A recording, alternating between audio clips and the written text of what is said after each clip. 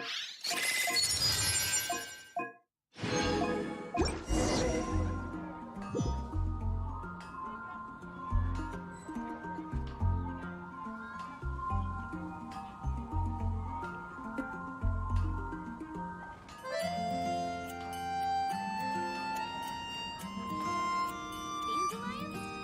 you're high up, everyone can hear your voice.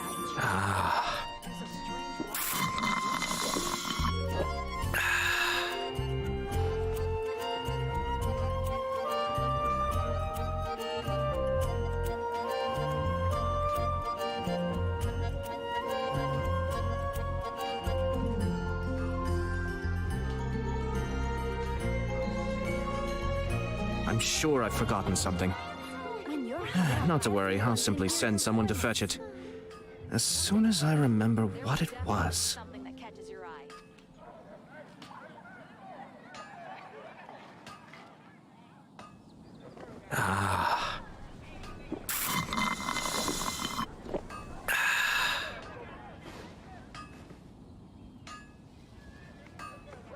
When you're high up, everyone can hear your voice.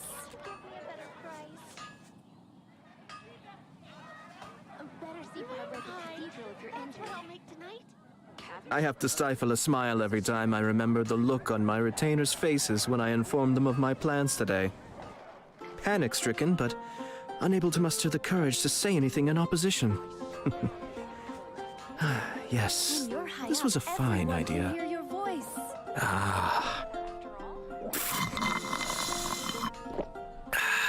Dandelions? Of course they're flowers. Gosh, I can't think about it. Rebooting.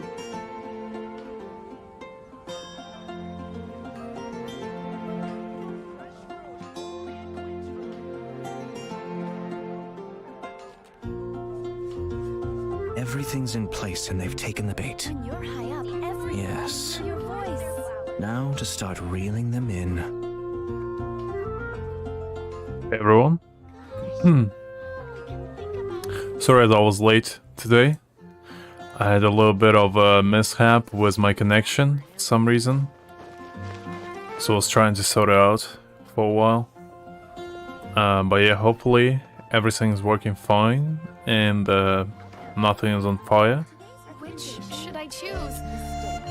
Considering yesterday I did disconnect a few times, hopefully today that won't happen again. But you never know. Come take a look. There will definitely be something that catches your eye. So today we're gonna continue with what we were doing yesterday, which is completing Sumeru quests after doing like daily stuff as usual. It shouldn't take too long.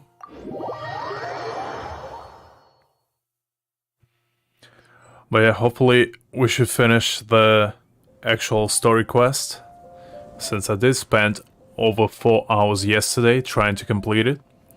And I thought I was tripping for half of it, so hopefully today it wouldn't be as bad.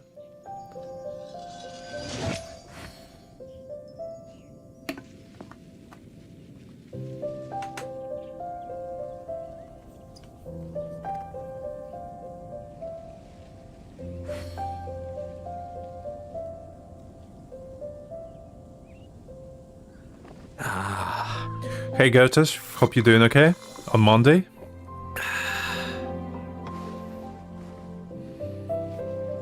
Hope it wasn't too harsh on you today. I know Mondays could be pretty stressful sometimes. But hopefully you had a pretty decent day. Personally, I didn't do much. I just got off work not long ago. Decided to stream for a little bit.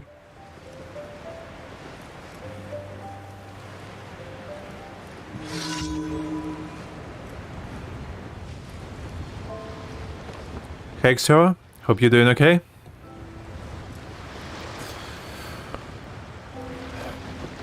But yeah, hopefully guys, Monday wasn't too harsh on you. For me it's usually pretty stressful, since it usually means the most work. Be still.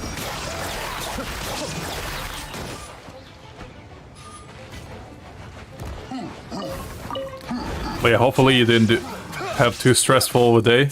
I know Mondays could be pretty rough.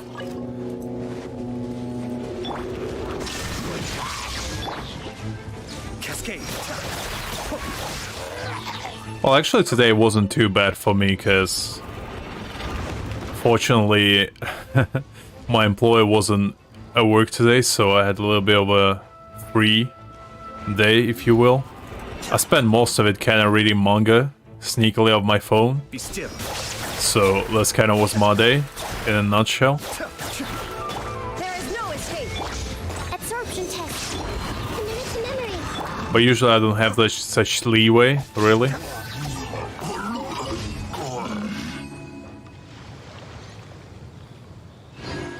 I mean, honestly, who loves Mondays here?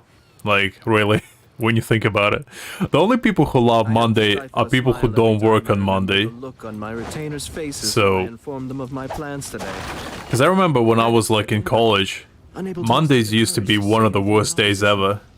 Because I had to wake up and get on like This was a fine idea. public transport, which used to be buses for me. And I needed to go like almost an hour to my college. And they used to be the worst. Because I hate public transport. It's like one of the worst things imaginable, especially like really early in the morning. Because like you would have to, you feel like in a can of fish, just stuck together with like For the time being. miserable people Don't most worry, of the time. One of my people will be here. It's when like the it comes worst. momentarily. So I would just spend most of it just on my phone, like listening to music or whatever. But yeah, Mondays are rough.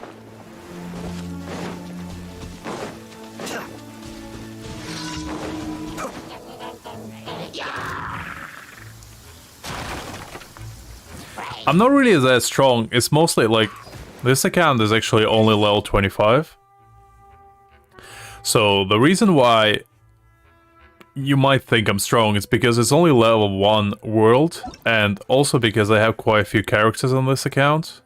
Since I've been playing for, let's see, I think it's almost a year. Yeah, more than a year. So this account started on July, or I think August. I think 8th is August probably. But yeah, it started then, and I played it on and off, really. And I just haven't leveled it up. So it might feel like I'm strong, but in reality, it's pretty average. Because even though I do have all of these characters, most of them are level 1. Like, I didn't even bother leveling even half of them. The only ones I really use are Ayata, Sucrose, Shogun, Nahida, and Ben and Shincho. And that's kind of it. And weapon-wise, like, I do have a few, but they're nothing, like, really powerful.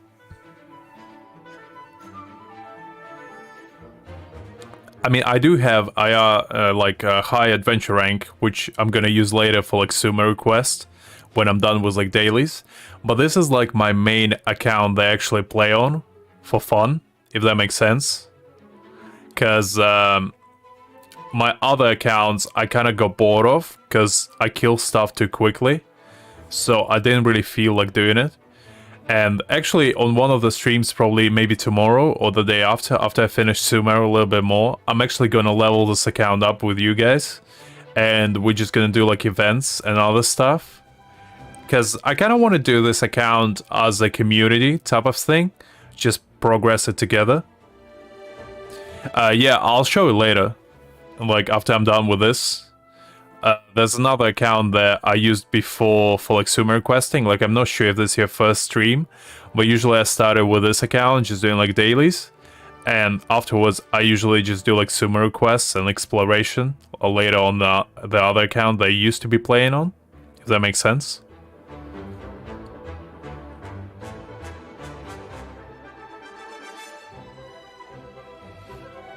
But yeah, as you can see, this account is very underleveled. It doesn't really have anything like super good on it. Like, I have a few wishes here and there, and I have like a few sigils. But like, if you look at my achievements, which like shows progress, I didn't really collect that much. Like, I did a few chests here and there in Mondstadt, but in Leeway, I didn't do almost anything really. Like, I collected like 2 chests. And obviously I didn't do much in Sumeru either, because I only unlocked it. Like, I unlocked just teleports, really. So this account is almost brand new, if you will, exploration-wise. Like, it doesn't have really anything that interesting as of right now. And also it's kind of free to play. Like, it's not free to play as of right now since I got this, because I wanted Black Sword for Ayata, and I also got Walking Moon on it, but other than that I never actually spent money on it. So that's kind of why. But yeah. We're just gonna quickly grind the actual daily stuff and then do the Sumeru.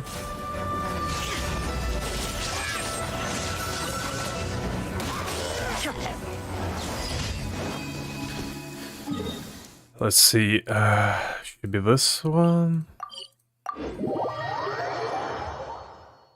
But yeah, if you guys have any like questions or anything like that, feel free to ask me. I'm more than fine to talk. Or if you want to talk about anything really, I'm more than fine doing that.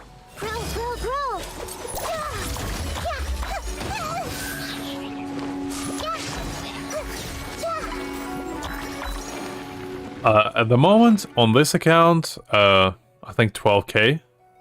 And it's mostly just because I didn't spend any. That's the main reason why. But usually, I just don't really summon on this account that much. So that's why. I'll probably get Scaramouche next on this account. Because I think he would be fun to play around with.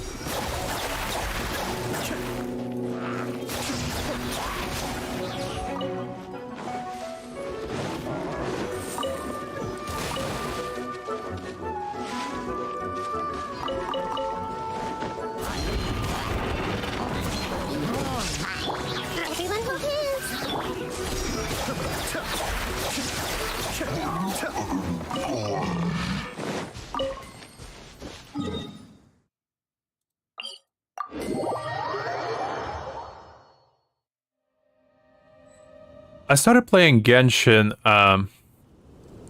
It's a little bit of a unusual story, but my girlfriend at a time, like, we're not together anymore. I'm single at the moment, but about 2 years ago, I used to be in a relationship, and my girlfriend at the time got really into Genshin. Like, she started playing ever since the release, and she suggested for me to try it as well. Since I was always a big fan of like open world games. So she suggested I try it together with her. And I kind of got into it because I saw Zhongli for the first time ever. And like, I saw his opening trailer, like his teaser, and I instantly fell in love with the game because Zhongli was just such a cool character for me. And he like resonated with myself a lot. Like, he reminded me of myself both look-wise and like his personality. Because like, I'm a fairly tall person as well. Like, I have black hair. I have a pretty serious personality. And a lot of people tell me that I'm kind of like an old soul in a young body, in a sense. Because like, I'm usually very serious. I'm like the one to usually provide like guidance to people, if you will. I know it sounds a little bit cringy, but that's just how I am. And that's kind of why I go resonate with Zhongli a lot. And I spent a lot of money to get on Zhongli first when I started. And after that, I kind of just fell in love with the game. And I played it on and off for about 3 to 4 times. And every single time I would start like a new account. And almost 2 years later, here we are. Like, I'm still playing it. I'm still enjoying the game, and I'm trying to find positive things about it every single day, really. That's kind of like my mini story. Like, I have a video on my channel how I actually kind of played the Genshin on and off, if you're interested. It's one of my first videos that I ever made. It's not good, but it's kind of like unfiltered story of how I started playing Genshin and why I still play it. If you're interested, I think it's my second video that I ever made. So that's kind of the base of my story.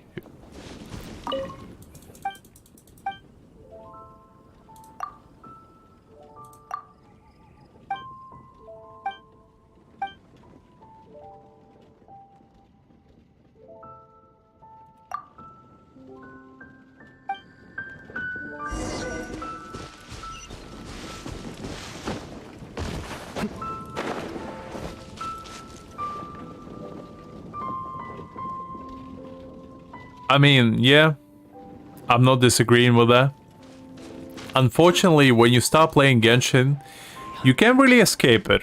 Like, even I quit Genshin about 3 times, so I wouldn't say I'm addicted, because like, I could stop playing Genshin at any given moment and I probably wouldn't be like too unhappy about it. But at the same time, I feel like Genshin is just the type of game that if you don't take seriously and you just play it for fun, it makes it 10 times more enjoyable, if that makes sense. I'm sure I've forgotten something. Because the only time that you worry, actually I'll think about sense quitting of the Genshin is when you put effort and money into it. What it was. But if you don't, and if you just take it as a casual experience, that I think is when you start enjoying the game much more than you would otherwise. At least for me, personally. Because like, right now I play it casually. I used to play hardcore. I used to spend quite a bit of money on it and quite a bit of time. But now I don't really do that. And I enjoy a game much more, personally. I don't know about you guys, but that's just kind of how I am.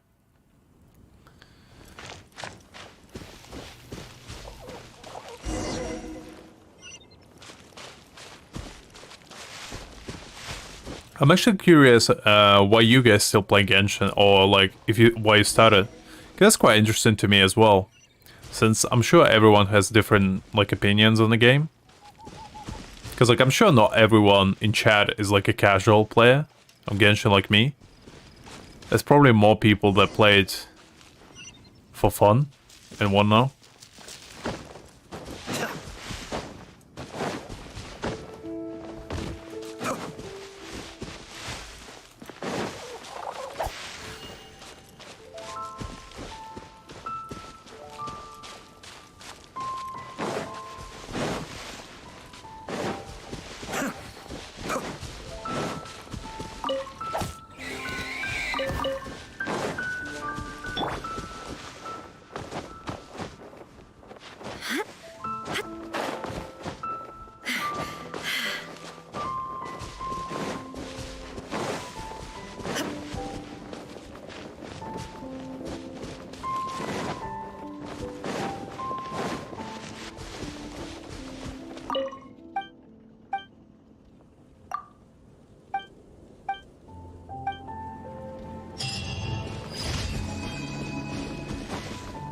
Alright, that should be all of them.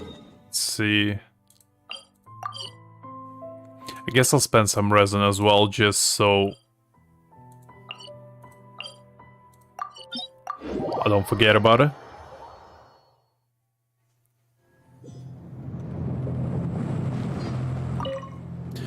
But yeah, in general, I'm kind of like not doing much besides playing Genshin nowadays. The main thing that I'm doing besides it is reading quite a lot of manga and like manhwa. Like I really got recently into like Korean manhwas. I started reading like a lot of them, and it's honestly been a blast. Like I was usually not the type of person to like enjoy reading, but for some reason, something about reading a piece of fiction with like an insane artwork just makes it like really enjoyable to me, even more than anime, honestly. Because like I switched from anime, like I watched anime ever since I was like 12 or 13, but for some reason over the past, I want to say year or so, I just really got into reading. I don't know why even.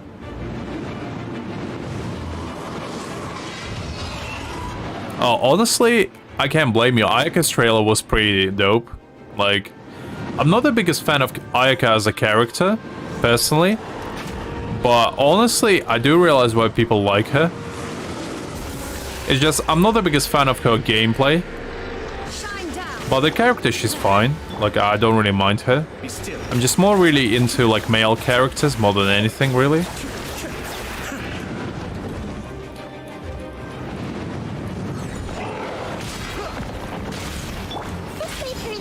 Illusion shut.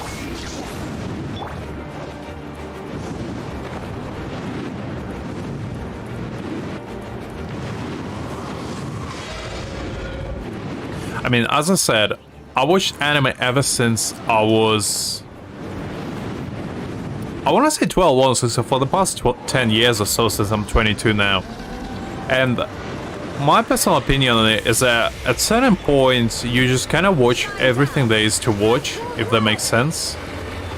And it just becomes tedious to watch it over and over again. Because nowadays, at least, I don't know if you guys feel the same way, but a lot of anime, unfortunately, is the same. Like, there's not many titles coming out nowadays. Like, I think Chainsaw Man is like the only good one nowadays that came out.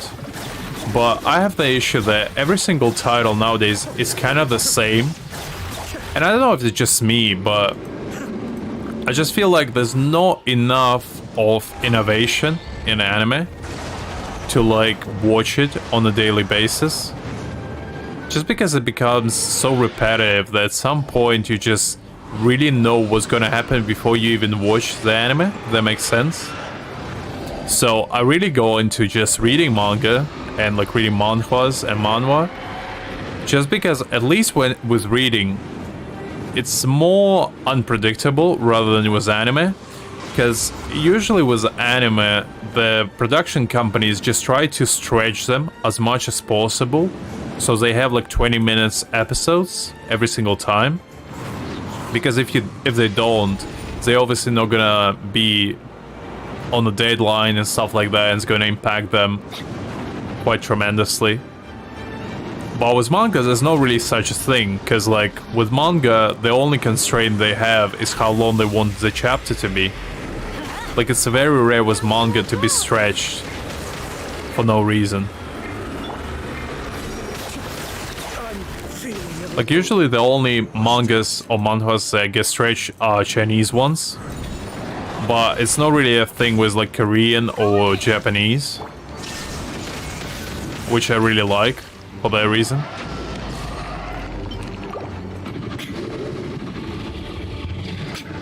Like, recently I've read quite a lot of, like, I'm not sponsored by them, but I read quite a lot of manhwas on a website called Ashura Scans. And like, they are like a small team of people who like translate a lot of Korean manhwas. And they do it pretty much for free, really. And they're like a really good translators as well, because like their stuff is really high quality and it's absolutely free. So if you guys like look at the really cool website to read like Korean manhwas, that's one of the best in my personal opinion, because like it's literally free and you can just, if you don't like it, just don't read it. So I would definitely recommend you to check it out if you're like considering to start reading more. Because like, I know that books are boring most of the time, and like not everyone is into reading because of that. But I would really recommend like trying mangas or manhwas or any other like fictional type, like think of it as comic books, but better. That's how I view it personally.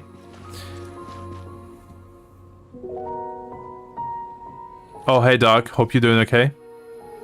My favorite anime is probably Bleach, and that's because of nostalgia factor. Like, I watched Bleach ever since I was, like, I want to say 13. Like, I watched Bleach before it actually ended. Like, I was watching it daily. Like, I would speedrun the entire thing so I would catch up. And, like, I know that a lot of people clown on Bleach, because, like, a lot of people say the only good part of Bleach is, like, first 50 episodes, like Soul Society arc. And personally, I don't really agree with it, because, like, I think Bleach has some of the coolest characters, personally. Like, it has one of the best protagonists, I think, because, like, Ichigo has a lot of flaws, which makes him feel more human. And that's why I love him so much, because in a lot of cases, the protagonists in every single anime, they don't have any flaws. Like, there's no flaws in them whatsoever. And in certain cases, it's cool, because, like, obviously, a lot of people like to self-insert when they watch anime, and they like to pretend they're, like, the main character or something. And I definitely did that as a kid as well, like, I'm not different. But at the same time, I just feel like, if character doesn't have a flaw, then you really can't relate to them, because, like, every single person out there has a flaw. Whether it's, like, physical flaw, or whether it's mental flaw, or, like, emotional flaws. They have something that they probably not too happy with. And if character that you're trying to self-insert into doesn't have those flaws, I feel like it's not really as relatable. That's why I like Ichigo so much. And also another reason is because every single character in Bleach is very interesting. Like, there's no single character in Bleach that I personally dislike, because I feel like a lot of them have their own unique aspects that makes them cool. Like, even the worst characters like Yamada or somebody like Yumichika or like a lot of other characters that you don't really see a lot, they're still kind of interesting because they have at least somewhat interesting personality and traits to them. And like, I love Kenpachi, I love Aizen, I love Gin, I love Toshiro. Like, Bleach just has so many cool characters, and it also has a lot of badass female characters like Yoriichi, Unohana. Like, it has so many cool, like, Soifon, like, and I'm really a big sucker for like really strong female characters. So I'm really into that type of stuff, and that's why I love Bleach so much. Like, I know I talked about it before, but it's honestly a subject that I'm really passionate about, because like I have a lot of really cool memories about Bleach, and I'm like really happy about it being released again. Like, I haven't watched it yet, because I'm trying to, like, since I already read the manga, I kind of want to save up as many episodes as possible and just blast through it in like one day. Adventure time. But yeah, that's kind of like my favorites. But I also like a lot of other animes. Like, for example, Death Note is one of my favorites. What else? I really liked Full Metal Alchemist. I really liked Soul Eater. Like, it used to be one of my favorites as well. I really liked... what else? Let's say... I really like Attack on Titan. Like, I know it's not the most popular opinion, because like everyone likes Attack on Titan, but I used to like Attack on Titan before it was actually like mainstream, because I started liking Attack on Titan based on manga, because like I read manga before I even watched the anime, and I fell in love with the series quite a bit because the manga was insane. But other than that, I don't really have too strong of opinions on other animes, because like most of my favorite series are actually manga, because like I love Berserk, and unfortunately Berserk has one of the worst animes imaginable. Like, it's not even bad, so bad is good, it's just bad, because like some animes are so bad that they're good, but this is not one of them. So that hurt me emotionally when I saw like those really cringy 3D animations for Berserk. I also like a lot of like subpar animes that are not actually like good based on how well written they are, or like characters. Like, I really like Baki, but I only like Baki because of how ridiculous it is. And I also like JoJo because of how ridiculous it is. Like, I'm a big fan of like stupid animes. The ones that where you can just sit and not think about them and just have a good time. Because sometimes, like when I watch or read or play something, I don't really want to think. I just want to relax and just have a good time. Which a lot of the time is not possible because a lot of titles unfortunately make you think. If you want to at least like understand the story or whatnot.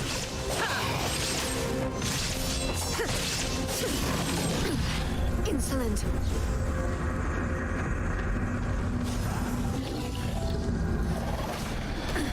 Absurd. I didn't notice this one. Yeah, just...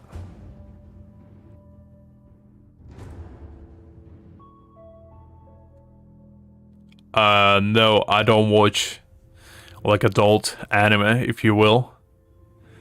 Gadesh. I'm not into that type of stuff. I know some people are, but personally it's not for me. I would lie if I said I didn't like look it up what it is. But like I don't watch actual like animated hentai. It's not for me. But I would lie if I said I never saw it. So if we talk just like characters, like pictures, then yes, I did watch that. But no like actual animated stuff. I don't really look at that type of content. Mostly because I don't have time really. Like usually they are really long. Like they're usually like an entire anime episode and sometimes even longer from what I saw. So it's like a lot of commitment, honestly, to spend to watch those.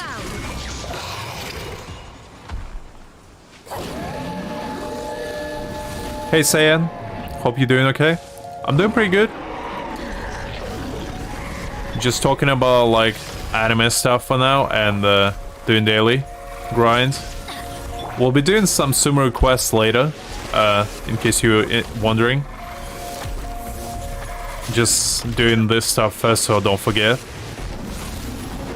There is no escape. The Temple of Wisdom.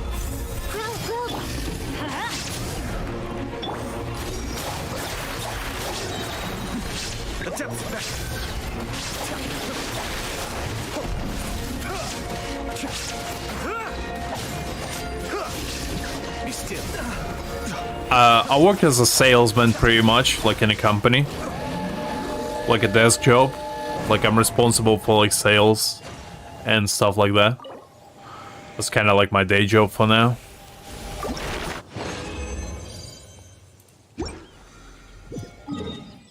It's not like the worst job ever, but it's pretty irritating. Because like I have to deal with a lot of unfortunately not smartest people in the world on a daily basis. And it's usually people that are a little bit older who are not tech savvy in the slightest, so a little bit annoying. But other than that, it's not... There could be worse things I could be doing, I guess. But yeah. Like I'm not planning to do that all the time. Like hopefully I can become a full-time streamer at some point, like in a year or two. And just do that as my job, but for now I'm just doing it as a means of, you know, eating pretty much. Because, like, nobody really wants to work. Like, the only people who want to work is the people that work for themselves. But sometimes you gotta do what you gotta do to live, you know?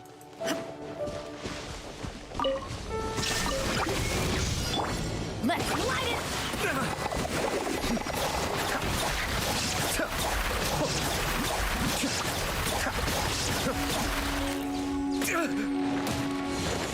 Shine down. Committed to memory.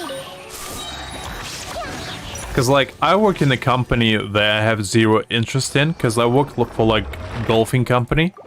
Which, I'm gonna be real with you guys, I know nothing about. Like, if you ask me if I know anything about golf, the answer would be no.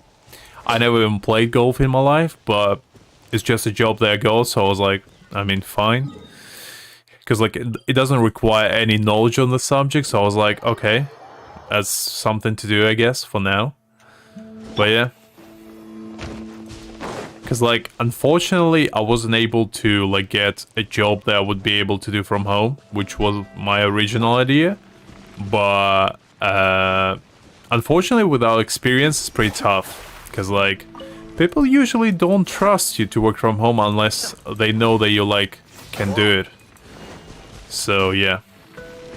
I mean, I did have, like, kind of part-time job before that I did from home, but it wasn't, like, a full-time. So that didn't really work out. I did it for about 2 years after I graduated college at the age of 20. And I just started like actual full-time job not that long ago, about September, I'd say.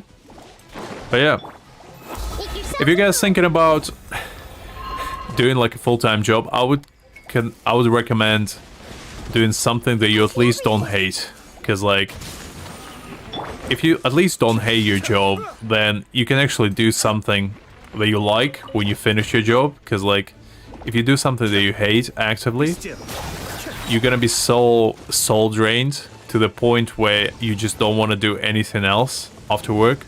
You just want to go home and, like, lay on bed or something, you know? Especially if you need to, like, travel and stuff, like, God. I can't imagine people who that like need to go to work on like train and stuff every single day. Because like I know people like that. Unfortunately, I don't need to do that, but like that's gotta be soul crushing, honestly. Both from financial and like moral perspective. Because like those types of people need to wake up in ungodly hours every single day and like go to work like first thing in the morning, and they need to go to bed like really early as well. And knowing my sleep schedule, like I go to bed pretty much every single day at the earliest at like 12. I can't imagine people going to bed like 10 p.m. and waking up at like 6 every single day. Like, that just seems like a nightmare to me personally.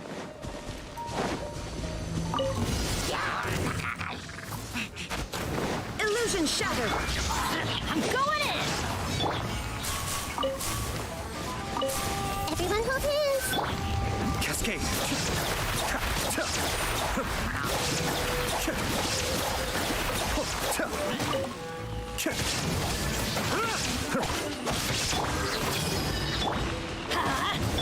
Shine down.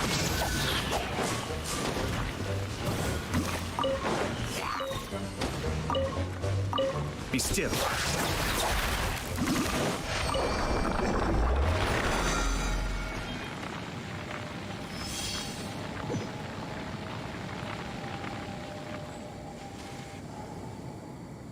Well, I wasn't born in England, like Doc is right, but I was born in Ukraine, in case you guys curious.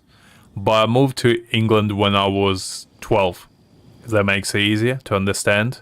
I have to stifle a So, smile you every can think time of me I as remember the British look pretty on my much, but retainers' like faces I'm not when I sounding informed like them of my one, plans today. I'm sure. So that's kind of it. But unable to muster the courage to say anything in opposition. Going to medical school must be a nightmare. This was a fine Like, idea. I can't imagine how hard that is. Because, like, I didn't go to uni. I did go to college, but, like, I was, like, after college, straight up, I was, like, I don't want to study a single day in my life. Because I felt like I was gonna die, honestly, if I did that for more than I needed to. Because I spent in college, like, 2 years, and I was, like, I don't want to see a single teacher ever again in my entire life. That's why I was like, I'd rather work at this point. Like, I don't care.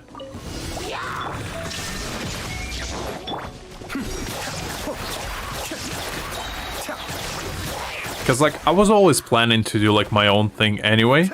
So I just felt like going to uni would be so soul-crushing to me. That would just kill my entire passion for anything to do. Was, like, creative stuff. So I just decided I'd rather test my luck and actually try to do something with my life that I enjoy, rather than take a safe pass and have like just a good job and stable income. Because like to me personally, money is not the most important thing in life. Like obviously you gotta eat, and like in order to eat you obviously need to work. but at the same time, I'm not the type of person that cares about materialistic things. Like, I'm usually not the type of person to collect anything or like buy expensive stuff. Like, whether it's clothing, whether it's the only stuff expensive that I do buy is tech stuff, but like it's mostly for the stuff that I want to do. Like, I don't buy it for fun, if that makes sense. But like, I never understood people. Like, I grew up in London, right? And in London, there's a big culture on like expensive clothing and expensive like look that kids have. And I never understood that because like I grew up in a place where it wasn't about how you look, it's about how you act and whether you were actually a good person and an interesting like individual to hang out with. That's how most people would make friends. But then I got transported into the environment where everyone was like kind of looking up to each other in the sense of like very vain reasons, like how they looked or how they acted, how they dressed. And I was just never really accustomed to that because to me, clothing every single time was just about keeping me warm and actually looking fine. Like, obviously I don't want to dress up like a clown, but at the same time, I never got the... I didn't mean to do that. But it was always about just looking okay and like not looking like a clown. But I never owned a piece of clothing that was like stupidly expensive. And a lot of my classmates would usually like flex on each other with like how expensive brands they would get. And I would never get that because like I never cared about this type of stuff. So it was really tough for me to actually meet people that weren't like concerned about shit like that. So I grew up in not the best environment, if you will, ever since I moved to England. Because like some people that like you just don't want to be associated with because like they just like poison in a human form. And they poison both your mind and like your attitude toward things. Because like I'm surprised I didn't become like such person surrounding by such environment. Because like I went to a decent school, but it wasn't like a private school. Because like I only can imagine how much of a snobbishness happens in private schools. At least in England. I'm 22 at the moment.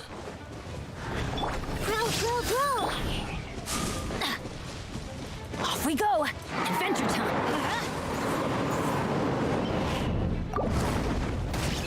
Off we go! Like my birthday was in July, so 22 as of right now. I might not sound like I'm 22. I might sound like I'm past my 30s, but that's just because that's how my voice works. I can't really change it, but yeah. Honestly, people usually don't believe me after seeing me that I'm 22. People think that I'm much older. Just because I sound older, I guess, and I look fairly older. Unless I only look my age when I like do like a full clean shave and stuff. And I try to like actually put some effort into not looking like I came out straight out of closet or something. Because usually I don't really put that much effort into my like outer appearance. Illusion shattered! You're open. Like my entire wardrobe consists of wearing usually like either some sort of sweater or hoodie or like a shirt and just black jeans with like sneakers of some kind, or as we call them, trainers. And that's kind of my entire outfit combination most of the time. Like I very rarely wear anything else.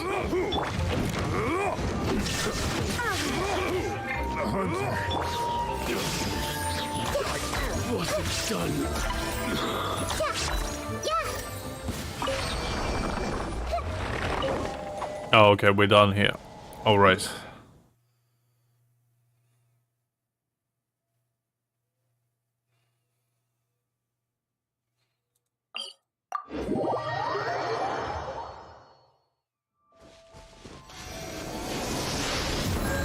I remember when I was 18, I mean, it wasn't like it's that long ago, but when I was 18, I didn't even know what the hell I was gonna do with my life, really.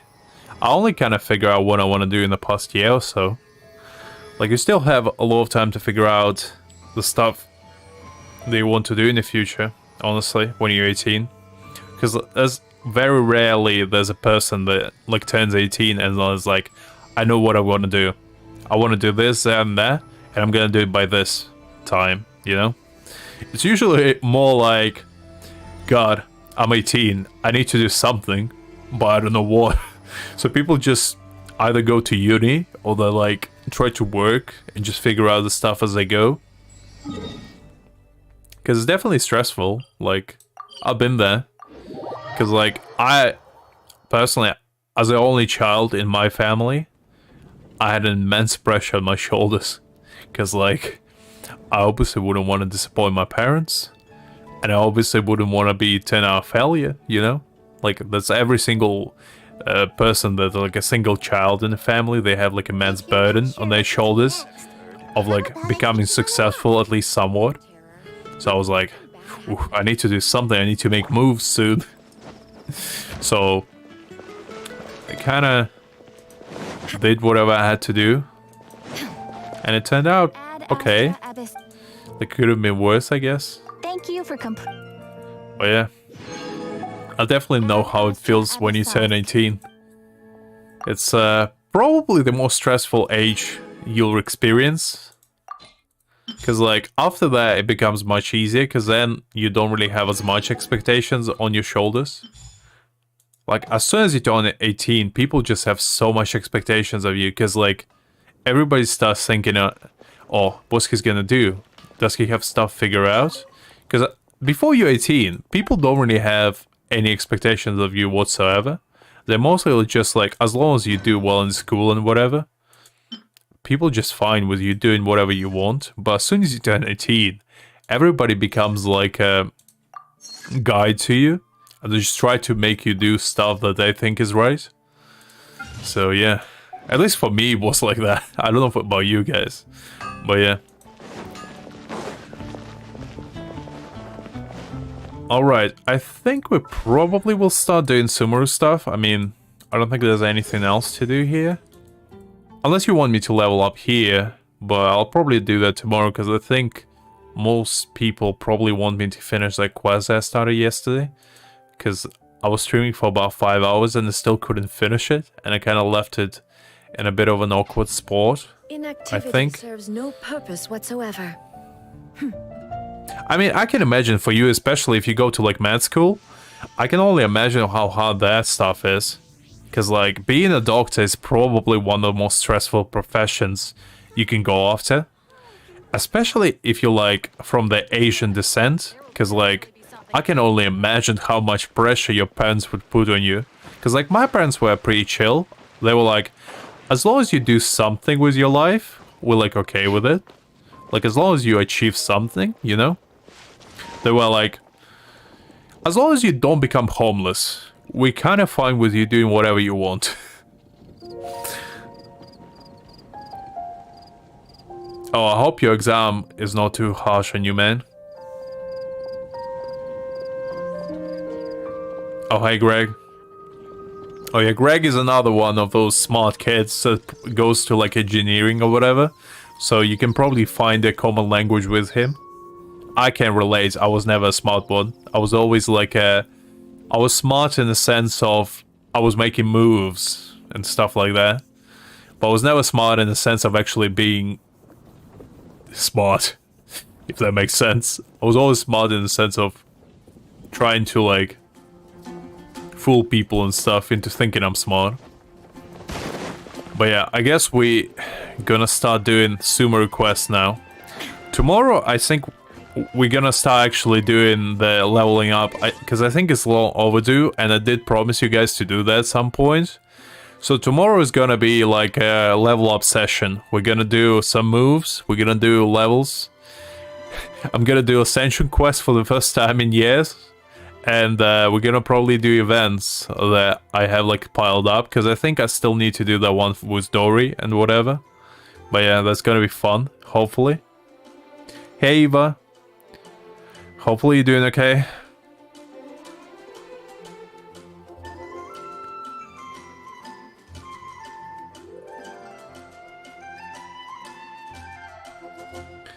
Alright guys, time to actually start doing the important things. We're gonna go back into Groundhog Day, so hopefully you're prepared.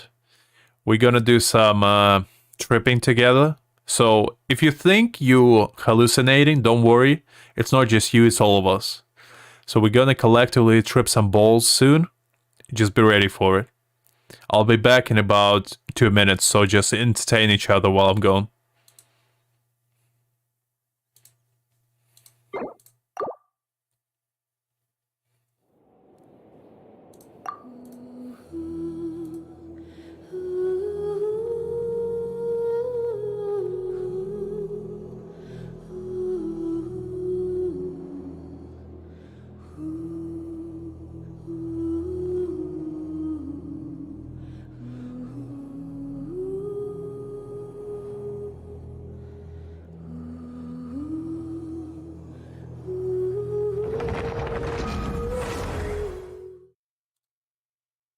Alright, I'm back. Okay, now it's time to actually get back to business. I hope to God this quest is not that long. I spent almost 4 hours yesterday, and I don't think I'm even halfway through it. Like, I swear Nahida is just trying to play with me at this point. All I wanted was to test a little bit over Daya, and all I got in return is tripping balls for almost 3 hours. And nothing else really. Like, there wasn't any gratification whatsoever. And honestly, I feel betrayed and I feel cheated. Because I was promised a Sir's buffet of Sumeru characters, and I got nothing. I got nothing to show for it. And it's always not what you want to see. But hopefully we're gonna meet Sino soon, because I'm kind of hyped to see him. Do you want some alone time to think? Alright then, Paimon won't disturb you.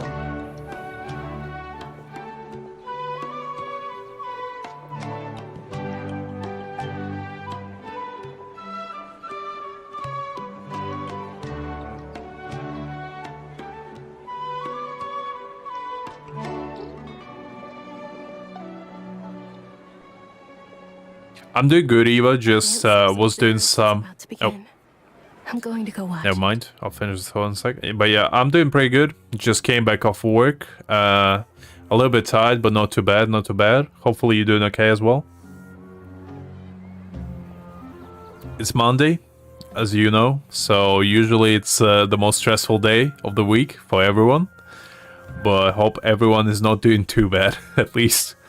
Because I know nobody's doing good. That's for sure. But at least it wasn't too rough on you guys. Okay. Why don't you go ahead, Dunyarzad? We still have some other stuff to do first. Okay then. See you later. Have you figured it out yet, Traveler? Time is ticking away. Awesome! What is it? Paimon wants to know. Oh, wait, no. Let's meet up with Nahida first. You can tell us both together. This time, we're gonna get to the truth. I hope so. To the god, because like... Nahida... the only thing Nahida done so far is screw with me, honestly. She haven't answered a single of my questions. All she did was like, go there and do these things for like 20 times at this point. And honestly, I'm sick of it.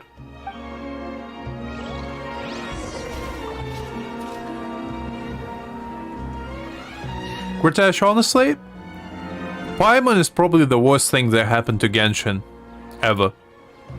Like, I'm not even capping at this point, but I think if Paimon didn't exist, Genshin would be at least 10 times better. And that's the god honest truth. Like, if Paimon was like a side character that wasn't actually with us, and she wasn't like interrupting the entire story every single time, I think the quests would be 10 times more enjoyable, and the entire story flow would be like so smooth. It would be like no interruption. It would be just straight to the chase. There wouldn't be any like bullshit going on with like repeating the story 10 times, though even toddlers could understand it. It would be like just cutthroat, straight to the chase. And honestly, the best quest is where Paimon just doesn't say anything. Like Kazuha's quest, one of the best, honestly. Just because Paimon was keeping her mouth shut for most of it.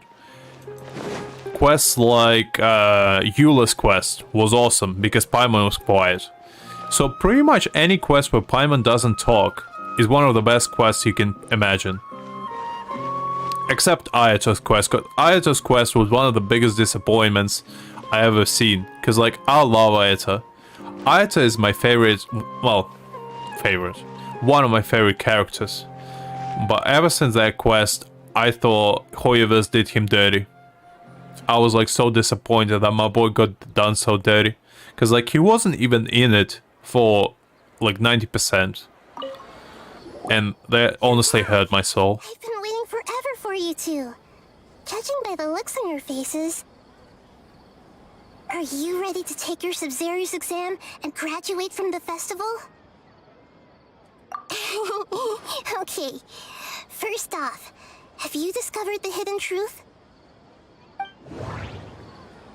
Oh, it's one of those again. Okay, Nahida said the Akasha relies on the power of a gnosis to operate, as it is the manifestation of the God of Wisdom's power.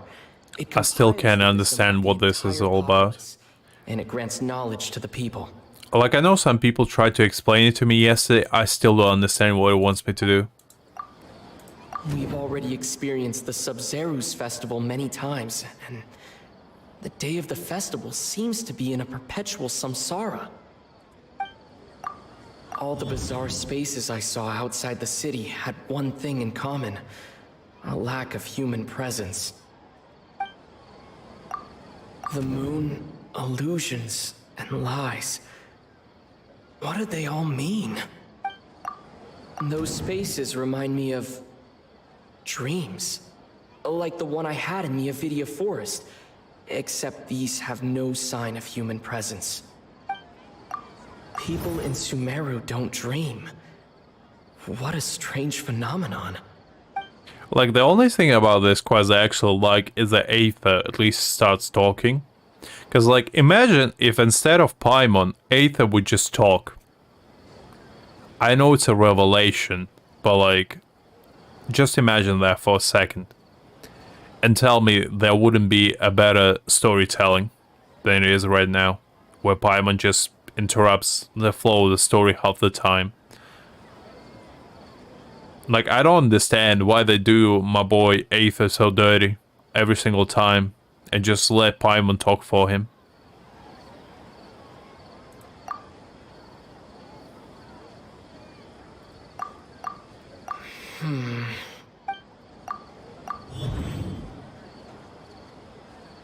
We are all in a dream.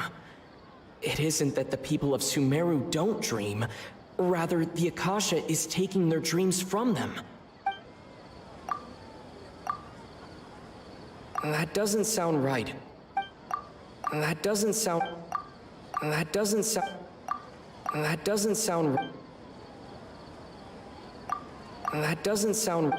I'm just guessing at this point. Honestly, I have no single earthly clue what it wants me to do. That doesn't sound right. People in Sumeru think they don't dream, but the truth is the Akasha steals their dreams without them knowing it. Well, I kind of have the theory that the reason why Aether doesn't talk is because he doesn't understand the language. But that's just not true, because obviously he talks, it's just not a lot. But apparently some people speculate that Paimon is kind of like a translator to Aether, and she kind of talks back and forth.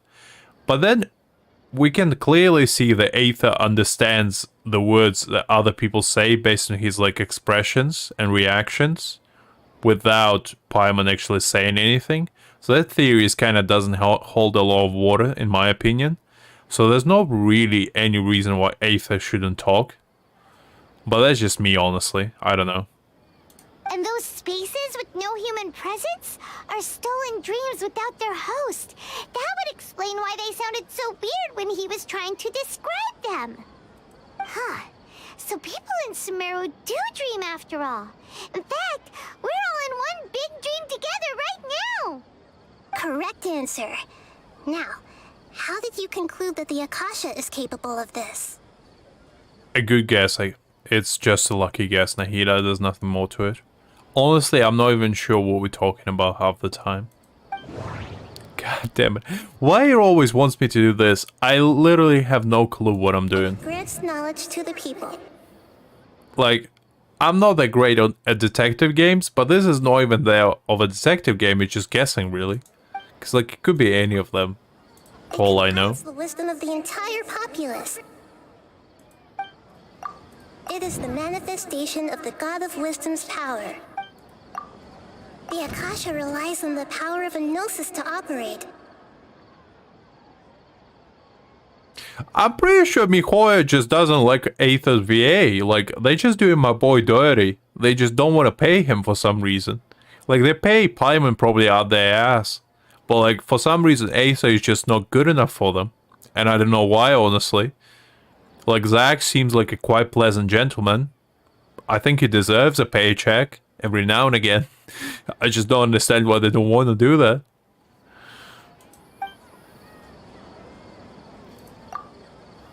That doesn't sound right. That doesn't sound... Oh, okay. Those dream-controlling creatures in the forest also get their power from the Dendro Archon, right? That would explain why the Akasha has the ability to control people's dreams, too. Like, imagine this, but being said by Aether instead. Like, that would have been so much better, honestly. Like, Paimon is just like Microsoft Sam come to life. She literally just spits out whatever you throw at her. And I just don't like it, honestly. But is stealing everyone's dreams really how the Akasha compiles their wisdom? Isn't there anything more to it than that? Dreams are fantastical, complex, and full of imagination. People's brains are the most active when they're dreaming. In other words, dreams are rich bundles of human wisdom.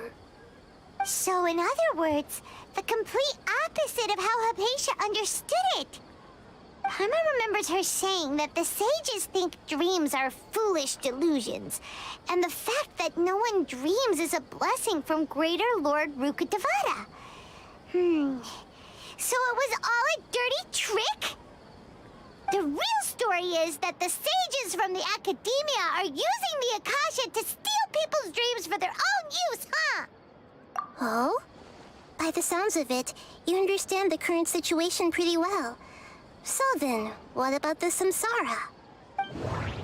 I swear, why does this mechanic exist? The beep is Like, a prompt tone for Akasha operations. it doesn't add Still hear it anything. every night. Only Though annoyance. we removed our Akasha terminals.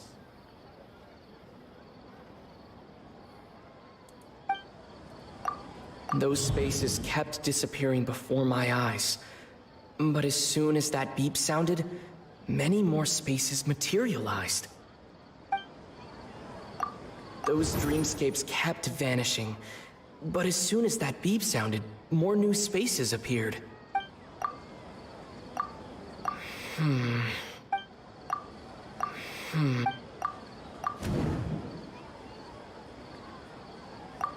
The Grand Sage said, "Go celebrate the birth of that god to your heart's content." Did he mean something more? Honestly, at this point, I can just be pointing my finger at the sky and I'll probably get a better answer than whatever I'm trying to do here. My mind feels exhausted, even though I haven't done too much thinking. What is going on? Same, Aether, honestly. We've already experienced the Sub-Zerus festival many times, and the day of the festival seems to be in a perpetual samsara. That doesn't sound That doesn't... That doesn't... That doesn't... That doesn't... Correct. The Akasha is keeping each person's brain in a constant dream state, but also separating their consciousness from their own dream. I mean, honestly, if I could skip those goddamn, like, bubbles, I would do it. But unfortunately I can't, so I'm stuck there. Their disembodied consciousness is placed inside the collective dream of the Sumeru's festival along with everyone else's, while their now vacant dreams are harvested by the Akasha. No one is any the wiser as another day passes in the dream, and so begins another samsara cycle.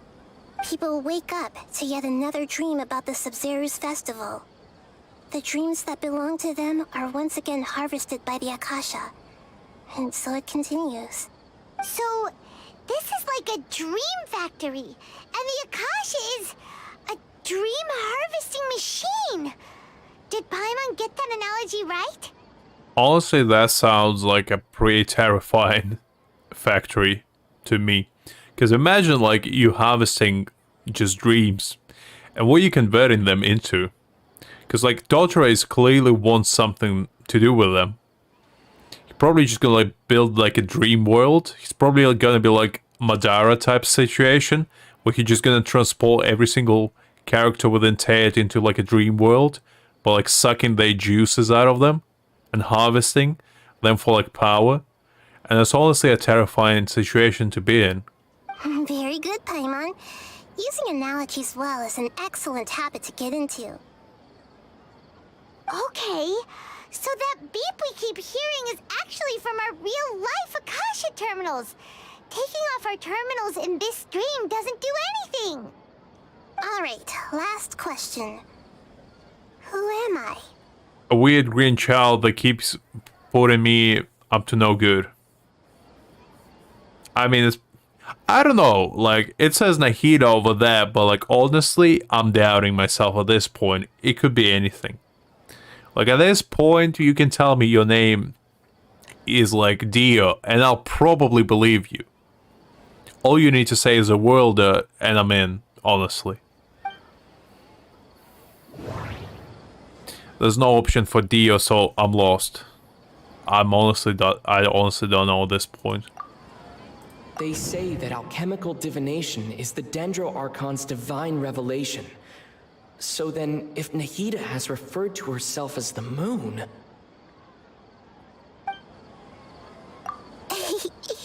So you noticed.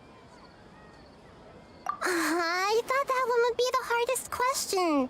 That's why I put it last. That wasn't hard at all. Even Paimon guessed that. Everything about you is different. We just didn't want to expose you is all. Paimon, don't lie to me, you had no idea until I said it. Now that you mention it, Nahida, you've been hinting to us since the very beginning. It's funny. Thinking back to when we were asking all over the place for info about Lesser Lord Kusanali. Paimon didn't expect to meet you like this. Yes, those can wait until we're back in real life. On the other hand, I'd be happy to answer any more questions you have about here and now. Alright, why did I have to go on a wild goose chase, Nahida, for about 5 hours? And I got nothing for it. All I wanted was just Dia to be by my side as my guardian, and I never got that. Some dreams can come true, I guess, even in dream world. What's the point, honestly? You asked me this question before. My answer was, it would literally blow your minds. Are we talking like head explosion? Because that doesn't sound too good. Now that you know this is all a dream, this answer should hopefully make more sense. Honestly, if Zhongli was like... If Zhongli was like embracing me with like his bare chest, like, I'm not into men, but I wouldn't be able to say no. That's all I'm saying. From female ones, honestly, Probably Bae though, just because I like strong, independent women. Probably Yellen at that point as well. And they, I guess, nowadays. So, like, anyone that can put me in my place, I think is a good candidate. Because, like, just something about strong women, like, gets me going. I don't know why. That's just a thing. Have you heard the saying, don't wake a sleepwalker? Likewise, if someone suddenly had told you all this instead of you learning it on your own, your notion of reality and dream would be thrown into irreversible confusion. I couldn't expose you to that kind of risk. That's why I could only give you very subtle hints and some suggestions. Long story short, I'm really sorry I had to keep you guessing. Firstly, this dream we're in is completely based on reality. People have already experienced this Sumeru's festival, so it would be very difficult for them to find anything that strikes them as surreal. Secondly, you're probably wondering why people don't have any memories from earlier samsara, right? That's because people don't remember their dreams most of the time anyway. And in any case, their actual dreams are being taken away from them by the Akasha.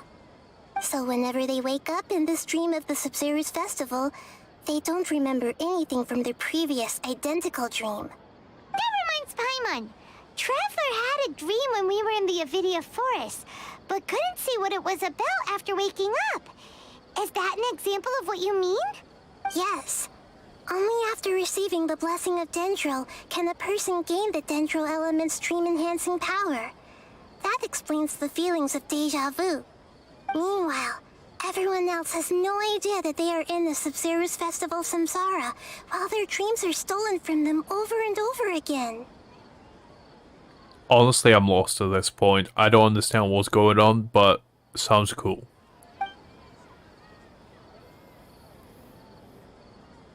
Can humans really keep dreaming forever like this? Will it ever end?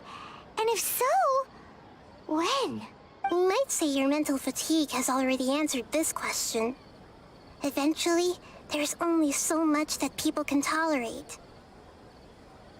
Especially those whose health is compromised to begin with, like Dunyarzad. This relentless exploitation takes an even harder toll on them. People's lives are at stake here, and nobody knows a thing! We've got to put a stop to this! I know, right? Why did they have to base this dream on my birthday? Could it really just be a coincidence? Even you don't know the reason? Wow, now that's strange. The Academia sages are determined to harvest lots of dreams in a short time, no matter the cost. They have to be up to no good.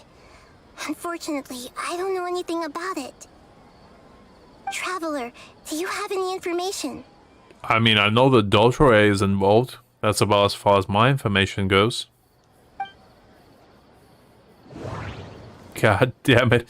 I swear, this is like the worst thing they ever go invented in Genshin. Dreams.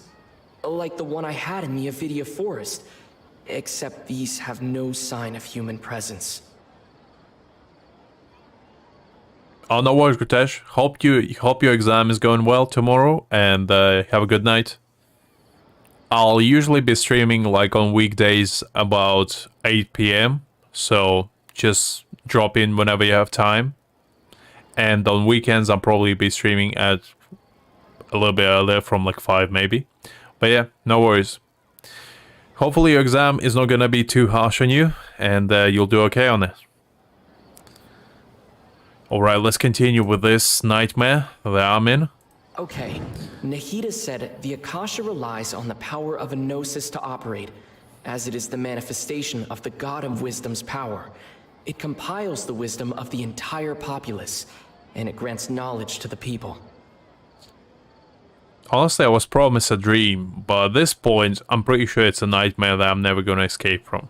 The Grand Sage said, "Go celebrate the birth of that god to your heart's content." Did he mean something more? Probably. I mean, the old man, I never liked him from the moment I saw him. So he probably is the mastermind behind it. And honestly, I can't wait until I can pummel his face in. And hopefully I get a chance. Celebrate the birth of that god? Could it mean...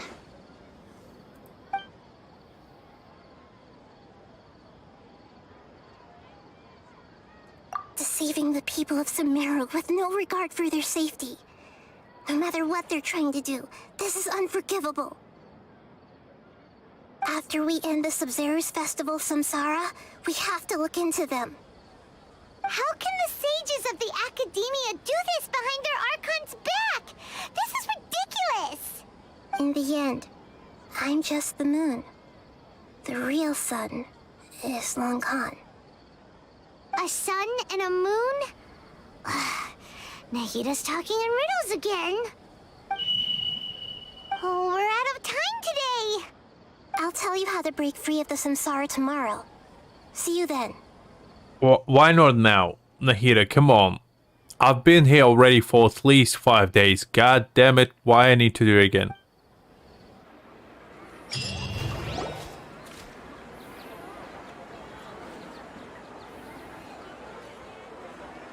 Good morning, Nahida. Wait. Now that Paimon remembers everything, should we instead say good morning, Lesser Lord Kusanali? Hey, what's wrong, Nahida? You don't look too good. I'm afraid that what you're thinking right now is correct. Did Dunyarzad already disappear? No way. Are we too late? The real Dunyarzad's consciousness has indeed disappeared. It can no longer endure the constant dream harvesting. Oh, snap. That's pretty sad, actually. Paimon can't believe it. Wait, so what about that other Dunyarzad? Just what is she? Is she also going to disappear? She's actually something like a puppet, but not completely. The real Dunyarzad's consciousness could no longer keep playing her role in this dream. So another Dunyarzad appeared to replace her in the dream. Just like the grass and the trees, that Dunyarzad is just a building block of the dream that helps to keep it going. But personality-wise, she's nothing like the real Dunyarzad. Puppets are stiff, and can't copy a living person's vitality. After all, they're just there as filler. You know, speaking of which, the old Dunyarzad might not have been too different from a puppet. Dunyarzad truly believed that she met you within her consciousness, and it was you who inspired her. So you do remember her after all. Yes. Back then, her family was overly protective of her. No one cared about her personality or thoughts. It was as if she only lived to stall her Elazar. I just gave her a little wisdom so she could look at life in a new way. So that she could be her own person. But even so, she's still... I don't know, Greg. I'm still not sure if Dunyarzad is actually dead or something. I hope not. I mean, she was a pretty cool character. She has like a picture and everything. Far from it. I'm still a long way off from being a real Archon. I couldn't even save her. If I were a competent Archon, I wouldn't have let my most faithful follower die at the Sub-Zero's festival with so many regrets. Honestly, Nahida, you're probably like 8. I don't know what you're stressing out so much about. I'm pretty sure there's not a single 8-year-old capable of running the entire country. Like, I don't know that many 8-year-olds, but I'm pretty sure there's none that are that capable. I'm just saying. Please don't beat yourself up over it, Nahida. It's the sage's fault, and theirs alone.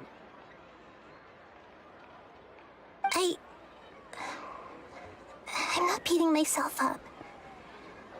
All I did was to rationally observe the distance between myself and a real Archon. I mean, we all strive to be like that John Lee, but unfortunately, not everyone can go there. So, one can only dream. Don't be like that, Nahida. Even real Archons are still allowed to be sad. No, Zhongli, have you ever seen that man frown? I'm pretty sure he doesn't know how. The only face that Zhongli makes is a stone face. No emotions. Which is what real men should be like. To prevent more tragedies like this, we must end the samsara as soon as possible. Great, but how do we do that? Although the Sub-Zero's festival dream is under the Akasha's control, only humans can dream. Even the Akasha is unable to create them. That means this dream belongs to a host who created it. Huh? So, how should we find that person? I'm pretty sure it's probably me. Well, if this is someone's dream, then everything here must come from deep within their consciousness.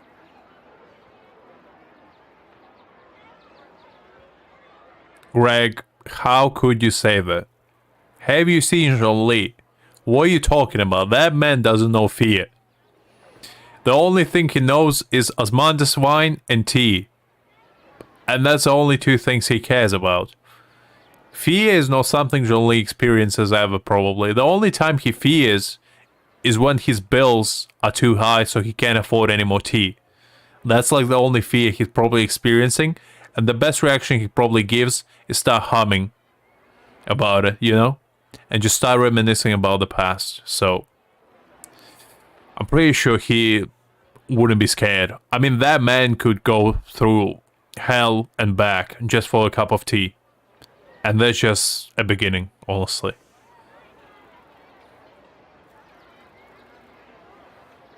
Which means, with the power of imagination, they can change anything in this dream. Imagination? What do you mean by that? Imagination means breaking through what you perceive as normal. Oh, hey Dreams, hope you're doing okay. Like when the server at the tavern brings a plate to you, you'd naturally assume that food is on it. However, if you're the dream's host and you become aware that you're dreaming, when you imagine gold and more on the plate, the dream will respond in kind, and the server really will bring you gold and mora. I'm pretty sure that's not how it works, but okay. But right now, our host is unaware that this is a dream. No matter how many times they're served, it will always be food. Find some way to make that person realize that they're dreaming. Usually, once that happens, the person will wake up and the dream samsara will be broken. How are we going to find them, though? If it could be anyone, it'd be like looking for a needle in a haystack. And even if we did find them, how are we supposed to make them realize they're dreaming? After all, like you said, don't wake a sleepwalker. It's extremely difficult, yes. But the only ones who can do it are you two. Remember, everything you've achieved up to this point has all been for the sake of finding the host and ending the samsara. As for me, during this time, I'll be out of town. Out of town? Are you going to that place full of dreams where the traveler went? Yes. I want to try something. There must still be a small wisp of possibility. Hurry and go. Dreams are supposed to be fantastical, romantic, and full of pleasant surprises. Unnecessary things like this samsara need to end. Oh god. I guess little Nahida is motivated for once. That's good. That's good. Paimon's still a little upset that we've come this far only for Dunyarzad to... I mean, she might still be alive, Paimon. You never know. She was such a good person, with such a simple wish. But fate was against her. Yeah, saving Dunyarzad is what kept us going this whole time. That's a little bit of an overstatement, but okay. But we mustn't lose hope, Traveler. Dunyarzad would definitely want to see us save everyone else. So let's break the samsara for her sake. Paimon's wondering, do you think the sages would get one of their own to be the host of this stream? Feels like it would be easier to control it that way, no? It's probably that bearded bastard, honestly. So let's go and pummel his face in, and just let's peace out of here.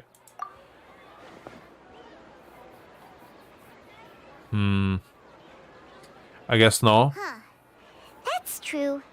Plus, the sages probably weren't counting on there being other factors beyond their control, like Nahida and us. So, who do you think the host of the dream is?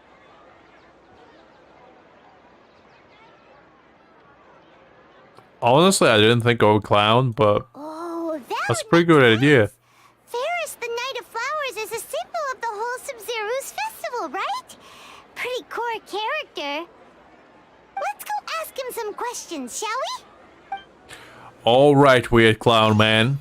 It's time to pull out your nose and see if you're the real clown after all. Or if you're just a sham.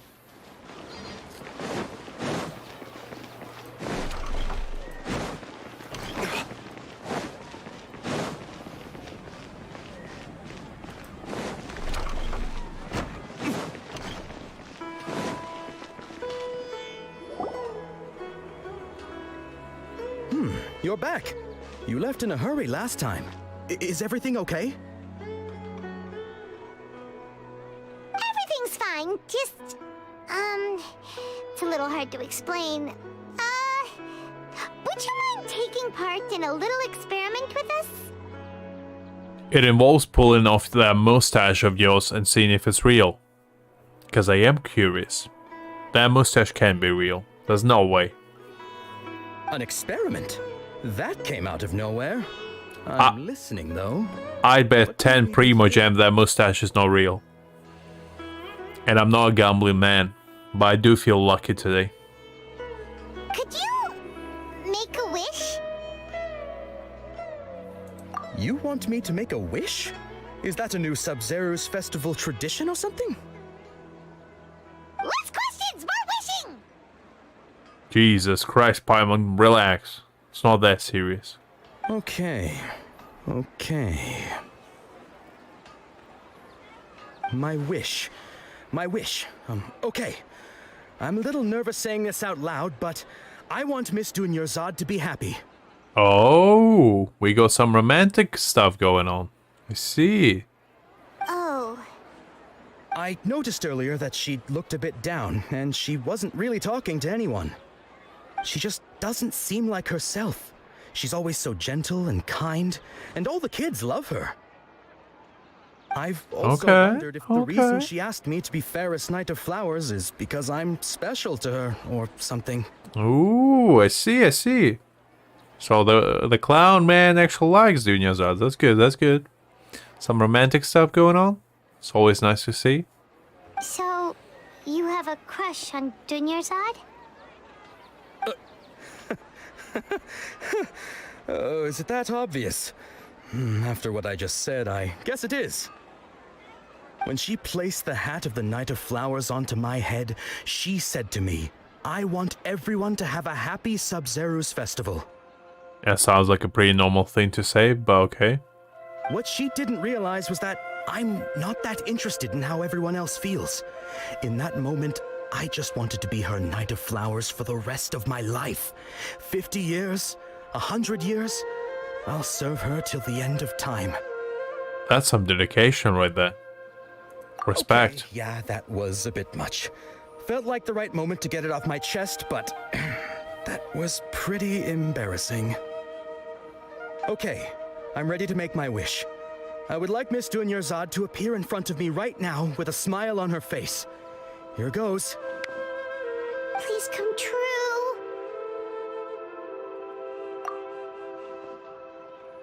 I'm gonna open my eyes. Oh, you're... What? Faki? Sorry, but only one portion of Yalda candies per person. Back home you go. Nice try, you two. Anyway, never mind. I don't need to see her appear right in front of me. As long as she's happy. Oh, poor clown man, come on. Don't give up. She isn't the host of this dream after all. Should have expected expected it wouldn't be this easy.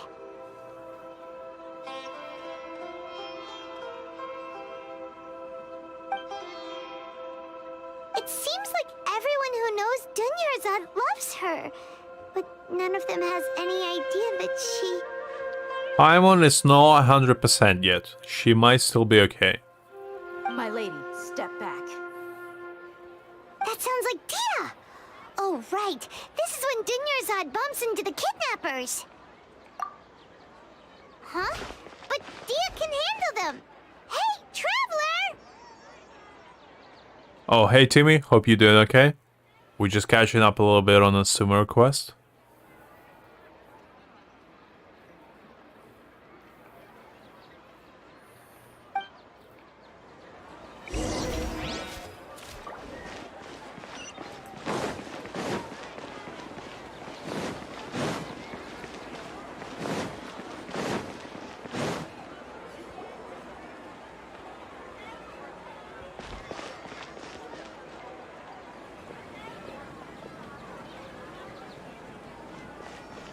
Oh, it's you. Great timing. Please take... Hey, this is my job. The homie Yanni's pay me, not you. You... fine, alright. Knock yourself out. Why are you so worked up anyway? It's not like I don't trust your fighting skills. Anyway, watch yourself. I wish I was a flower knight of day, if you know what I mean. God damn. So you got yourself some backup. Suit yourself. You're going down. Alright, big man. That's some big words for someone that's gonna go down in like 2 hits. Gather. Ha! Ha! Ha! Try to keep up.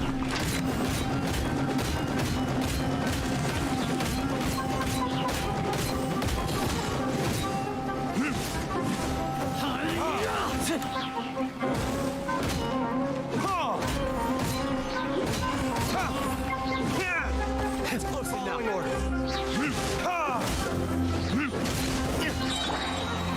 Stabilize.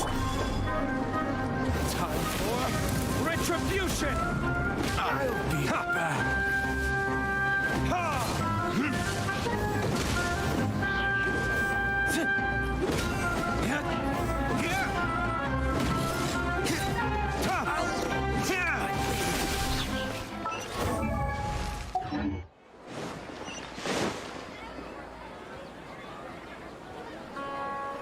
Traveler, were you just taking your anger out on those guys?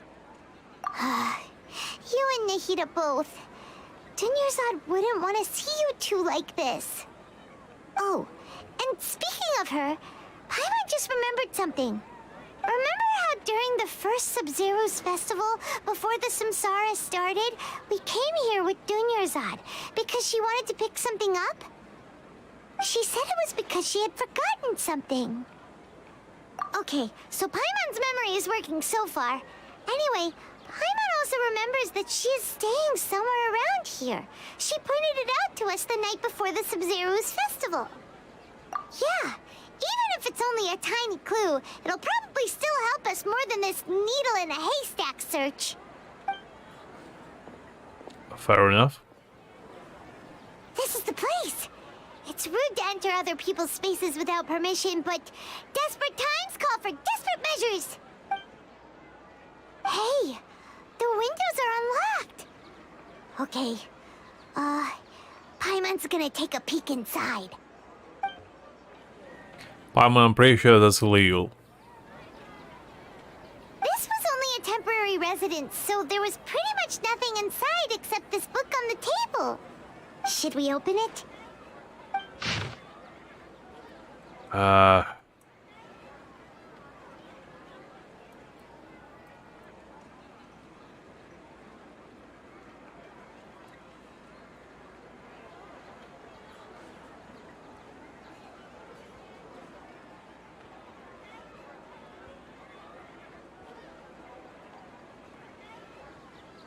There's nothing too interesting. I was considering reading it, but it's not like anything too important. Wow. Dunyarzad wrote all of this. Sounds like she was always thinking of us even while we were away. Even though she was also busy preparing for the Sumeru's festival and had all her health problems to worry about. She must have wanted to give this to us as a gift on the day of the Sumeru's festival, right? If we hadn't found this book, we never would have known. But now that we know, we can't even thank her. Hey! Where are you off to now?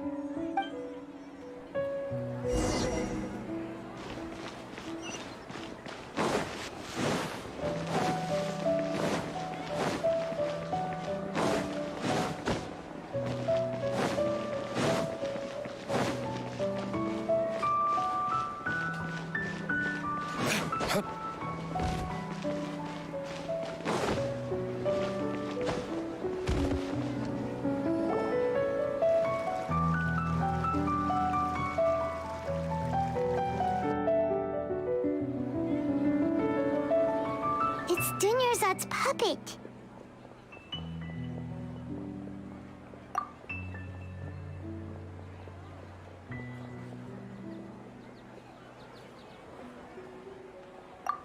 Traveler? You must be exhausted. Come to think of it, we've been stuck in this place for a really, really long time. Heck, even the last time we were chatting happily with Dunyarzad feels like an eternity ago. Well, that's what happens when you relive the same day like 10 times. Unfortunately, Groundhog Day doesn't show mercy to anyone. That's unfortunate.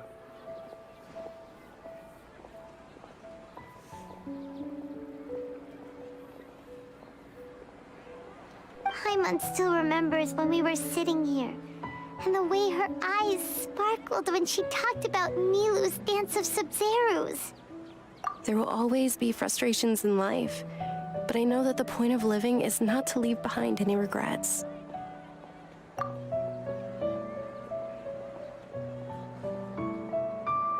That was what the real Dunyarzad said, wasn't it? Does that mean...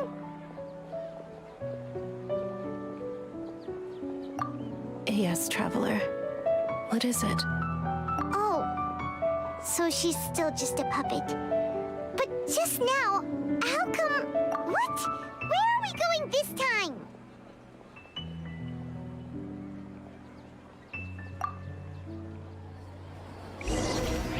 It's pretty sad.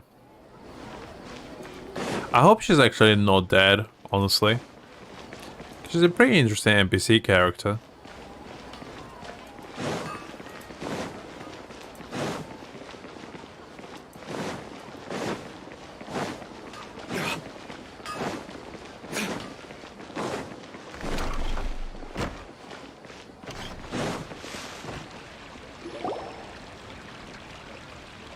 If you continue to resist, we will have to order an investigation into every single event organizer.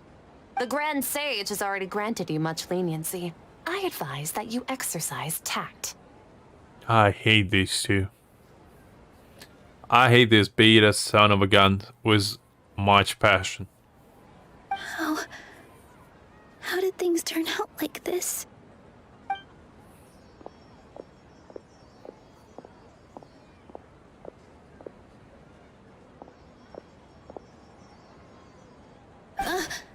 Traveler?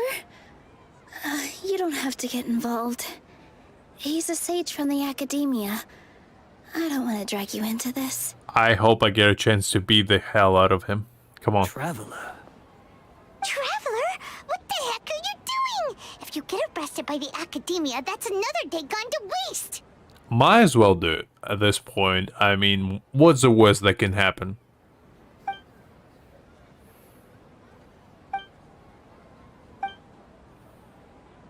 Wait, they're not reacting. Have they been scared stiff? Oh, of course! If this is the sage's plan, they wouldn't put themselves through this. So they're just substitutes. What is this? What happened to the Grand Sage and his entourage?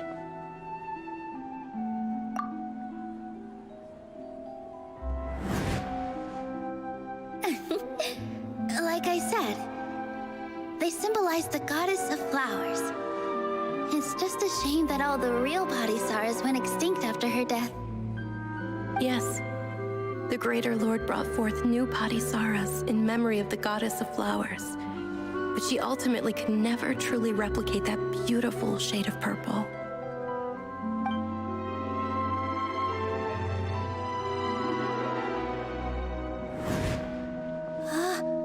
That beautiful shade of purple. Aren't these flowers real Padisaras? Just like the ones from the legend? I didn't even notice.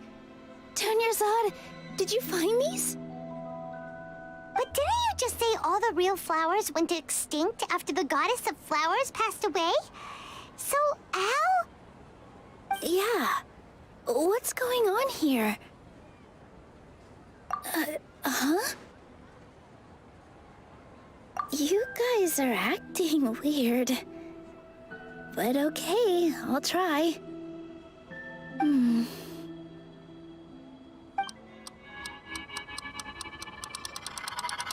Hey! They disappeared! So Nilu's the host! What a surprise!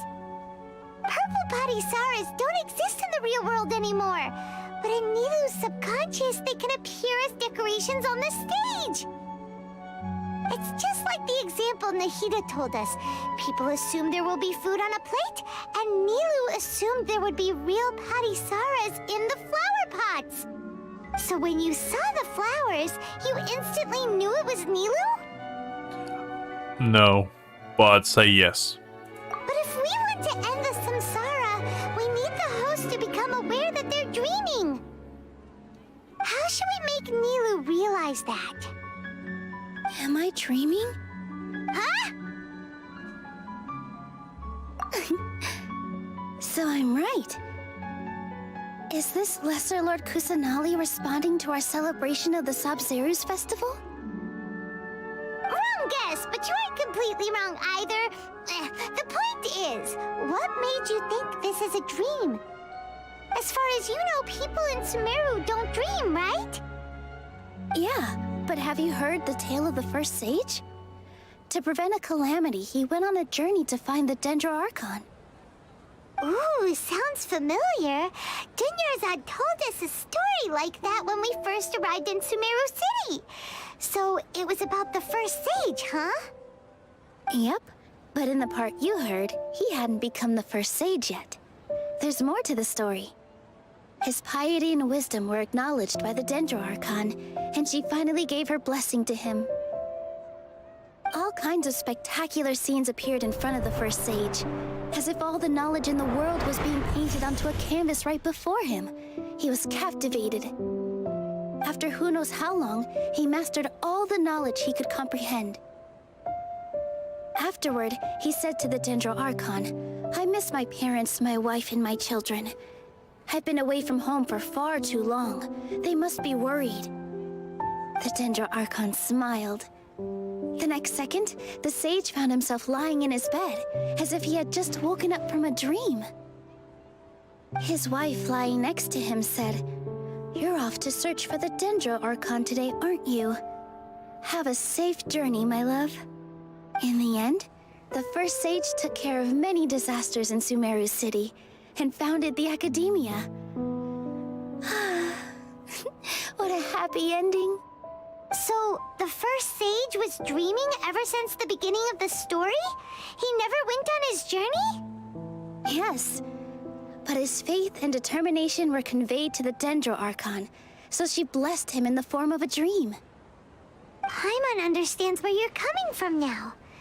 That's a really interesting connection. But we really gotta wake up soon, like the sage in the story. I see. Well, it just so happens that today's Sabzeruz festival is almost over too.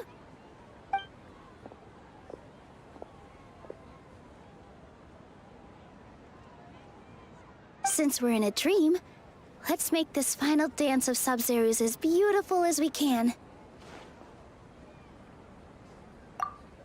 I guess we're finally getting out of this dream world. Ooh, a cutscene.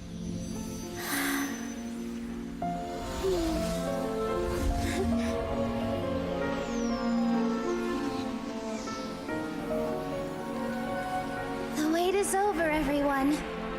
I dedicate this to our god, the dance of Sub-Zeros.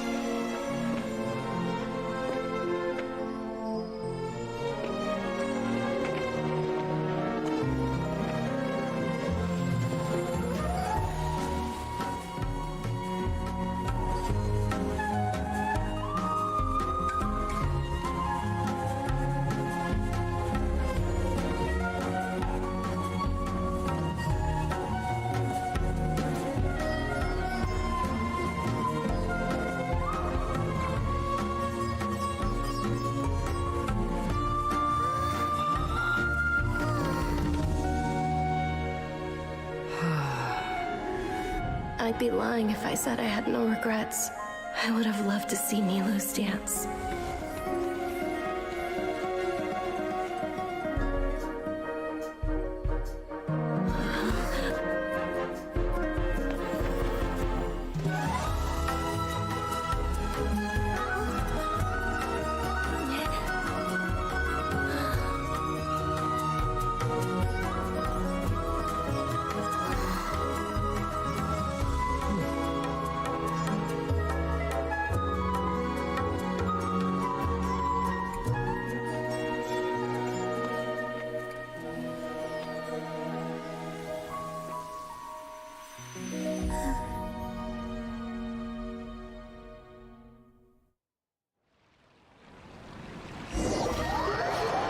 That was quite beautiful.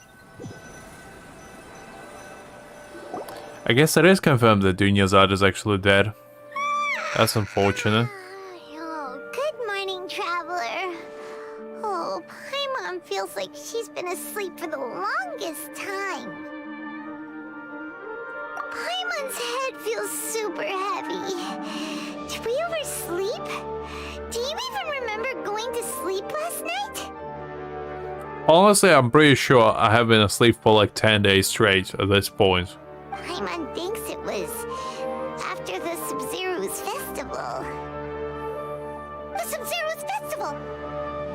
Have we finally escaped from the Sub-Zero samsara? Quick! Take off your Akasha terminal!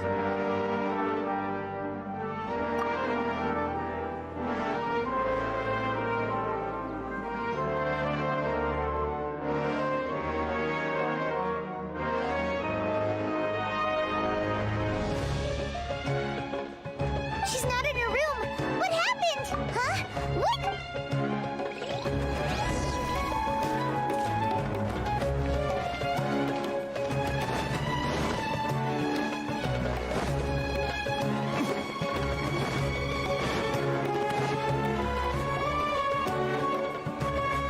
Well done, Traveler and Paimon. That's not Catherine I know. You're a fake one. And thank you, Dunyarzad, for organizing the Sub-Zero's festival for me. I'm sorry, who are... Dunyarzad!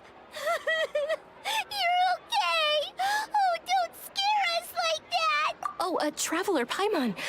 I have something amazing to tell you.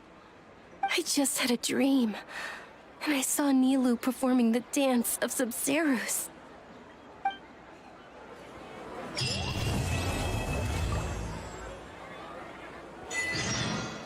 I guess that's the end of the weird dream story. We finally free of the goddamn nightmare that it was, which is good. You're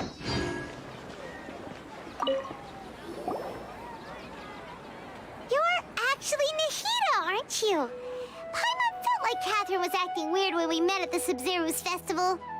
And Dunyarzad, did you save her? It's a really long story. We shouldn't disturb her. Her consciousness is still weakened. Let's chat somewhere else. How about by the traveler's favorite bench.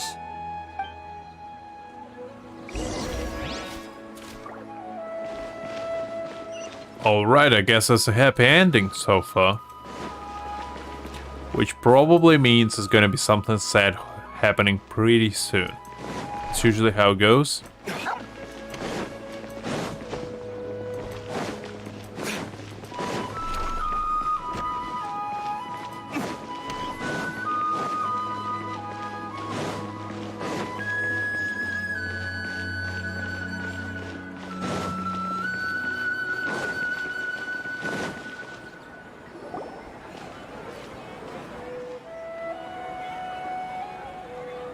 Let's talk about Dunyarzad first.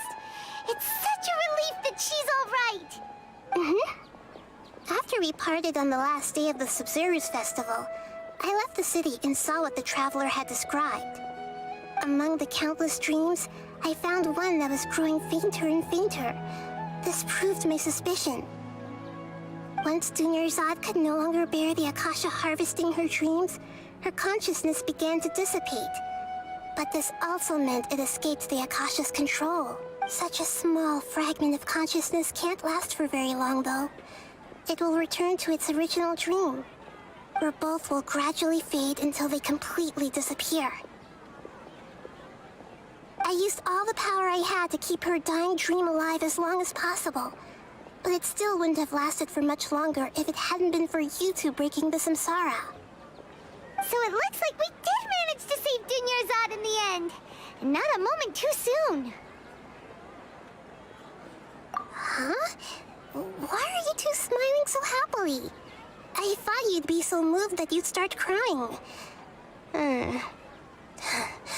I need to spend more time observing human emotions. Both are fine. Everyone reacts differently. All right. You two must have a lot of other questions for me, right? After all, you saved my faithful believer. As your reward, I will answer any and all questions. At the Avidia forest, there was this incense that made the traveler fall unconscious and dream of a huge tree and a red sky. You also heard someone's voice, right? It said world and forget me. Yeah, so you do know. We've been wanting to ask you what that was about, and if the red sky was related to Conria. It seems like the traveler established a connection to Irminsul. That was a message left by Greater Lord Rukkhadevata's residual consciousness in Irminsul. Perhaps her last memory before she died. As you two probably know, Greater Lord Rukkhadevata disappeared after the disaster in Conria. The timings of these events do line up, so your suspicions are reasonable. A message from Greater Lord Rukkhadevata? We thought it was from King Deshret. King Deshret? That god who died even longer ago? Some present-day desert dwellers still worship him. You probably just heard some of their conspiracies.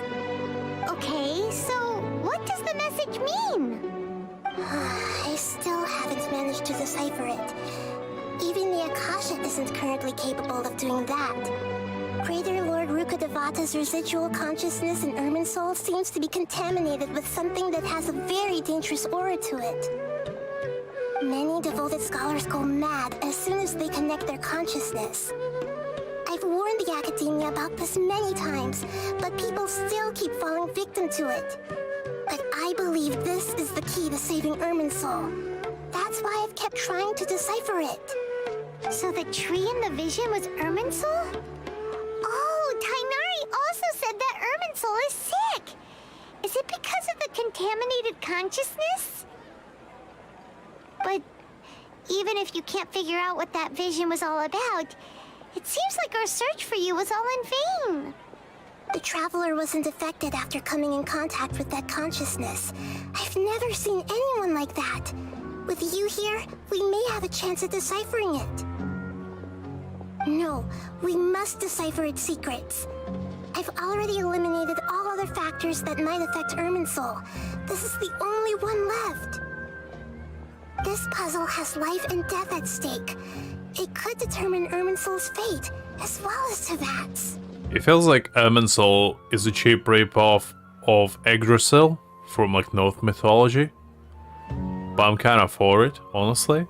It's pretty interesting. To be accurate, I'm using the Akasha as a medium to occupy Catherine's consciousness. How did you do that? Poor Catherine. Does this mean you can also occupy other people's consciousnesses? Theoretically, I can enter anyone's mind as long as they're wearing their Akasha terminal. The Akasha is the legacy of Greater Lord Rukkhadevata. As Lesser Lord Kusanali and the first Akasha terminal, my consciousness has always been linked to the Akasha. I've always respected my people's free will, so I've never actually occupied their consciousness. When necessary, I just borrow this bionic Snezhnayan puppet. Hold on. Did we just learn some deep, dark secret? So Catherine is... No wonder Paimon felt something was off about her. I mean, as I said before, the androids are gonna be the end of us. It's gonna be a rise up soon, and we're just gonna be prepared for it. What about your own body? Why do you need to borrow other people's? Don't you live in the sanctuary of Surasthana? That story begins a long time ago. After Greater Lord Rukkhadevata disappeared, the sages found my newly born self and took me back to Sumeru. At that time, I was young and weak. The sages kept me in the sanctuary of Surasthana, ostensibly for the sake of protecting me. But I've hardly heard from them since. However, I do understand that they had hoped to find Greater Lord Rukkhadevata instead of me, a symbol of her passing. So, the sages basically put their new Archon under house arrest? How dare they! Why don't you teach them a lesson, Nahida?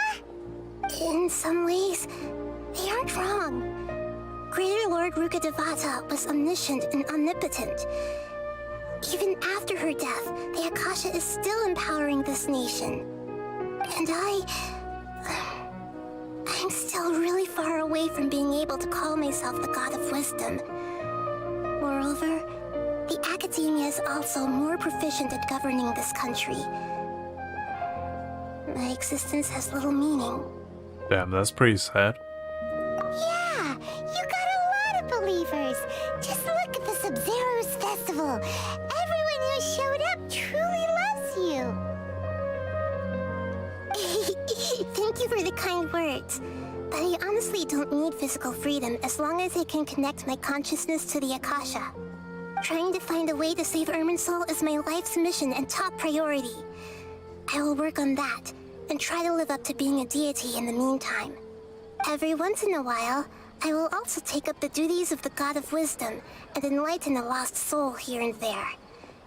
Doing all that should be enough. There's never been any big problems with the Academia's governance of Sumeru. This is the first time I've seen them step out of line. I wonder what caused them to go down this path, and what they hope to achieve. Don't worry. I can answer that for you. Most likely the sly son of a gun is trying to corrupt the entire Sumeru. Even though the city's residents haven't noticed anything strange, if the Traveler hadn't broken the Sub-Zero's samsara, the situation could have become dire. I tried to do some investigating in the Akasha, but I couldn't find anything suspicious. And all the people of interest seem to purposely avoid wearing their Akasha terminals. I think they're deliberately trying to hide something. Oh, that reminds Paimon. In Gandharvaville, there was a sage who had invited Tainari to join some kind of project. Could it be related? Regardless, I need to first investigate the sage's motives, make things right, and punish them if needed. But I'll have to be discreet, or they'll see me coming. You mean how the Akasha stops you from having dreams? Yeah, it's been such a long time. No one's noticed something's up? It's not that no one noticed. It's more like no one cared. Ultimately, it's all rooted in the sage's misdirection. Misdirection? The sages convinced everyone to believe that being unable to dream is a sign of rationality and wisdom. Not dreaming is a badge of honor in Sumeru. Even if the truth is that their dreams are being reaped by the Akasha. With their propaganda in place, the sages can maximize their use of the Akasha to facilitate their research. Besides, Greater Lord Rukkhadevata must have created the Akasha in the hopes that it could be used to its full potential. That's why I've never come out strongly against this. Anyway, the perspective advocated by the sages drowned out any voices of doubt. By now, even those who never use Akasha terminals find it too shameful and embarrassing to talk about their dreams. Fair enough. Got it. I hope my answers were satisfactory, seekers of knowledge. Somewhat, I guess.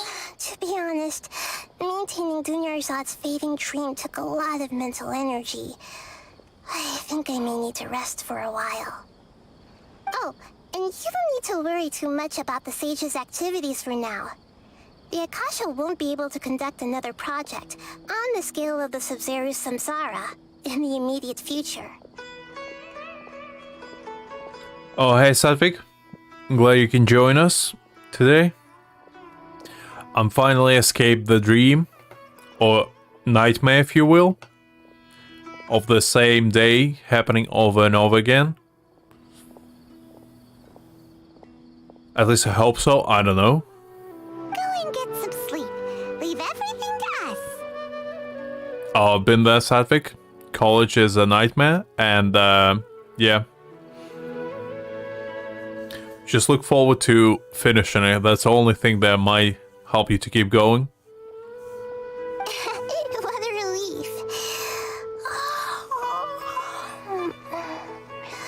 This is truly the most exhausting birthday I've ever had. Traveler? Paimon? Why am I here? Do either of you know?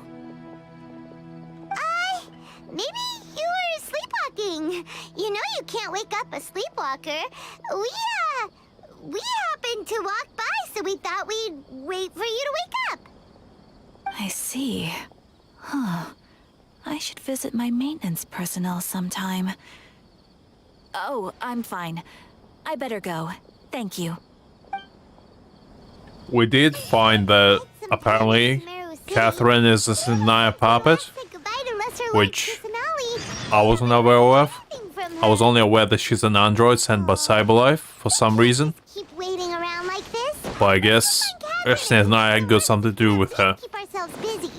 Alright, Paimon, shut up, for goodness sake. But yeah, apparently I finished that goddamn Groundhog Day simulator as of right now, which is good. That's what I like to see. Because I was so done with it, like, yesterday, that I wanted to just blast through it today and never do it again. The only motivation I had today was to finish it so I never have to do it again.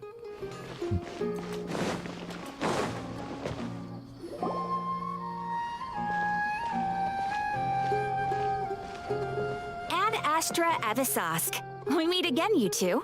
No, I haven't met Dotra yet. I haven't even met Sino, to be honest. I don't even know where he shows up. Hi, Catherine. Do you have any commissions for us today? Commissions, huh? Let me think. Oh, how about this? Please attend the Academia's Academic Symposium this afternoon and recite a love poem on stage. Wait, say what now? And if possible, please also use your camera to capture the reaction of the audience upon finishing the poem. Huh? What kind of commission is that? I see. It appears that you're not interested in this commission. In that case, please go to Port Ormos and convince the Eremites there to spend some time volunteering at the local orphanage. Hey, that's not any better. I'm sure the mercenaries will have some interesting reactions as well. Paimon's gotta ask, just who exactly has been submitting these commissions to the Adventurers Guild? Oh, The commissioner? Well, actually, I just wanted to see the two of you in action. Was it so obvious? I was hoping you would actually take one of those commissions.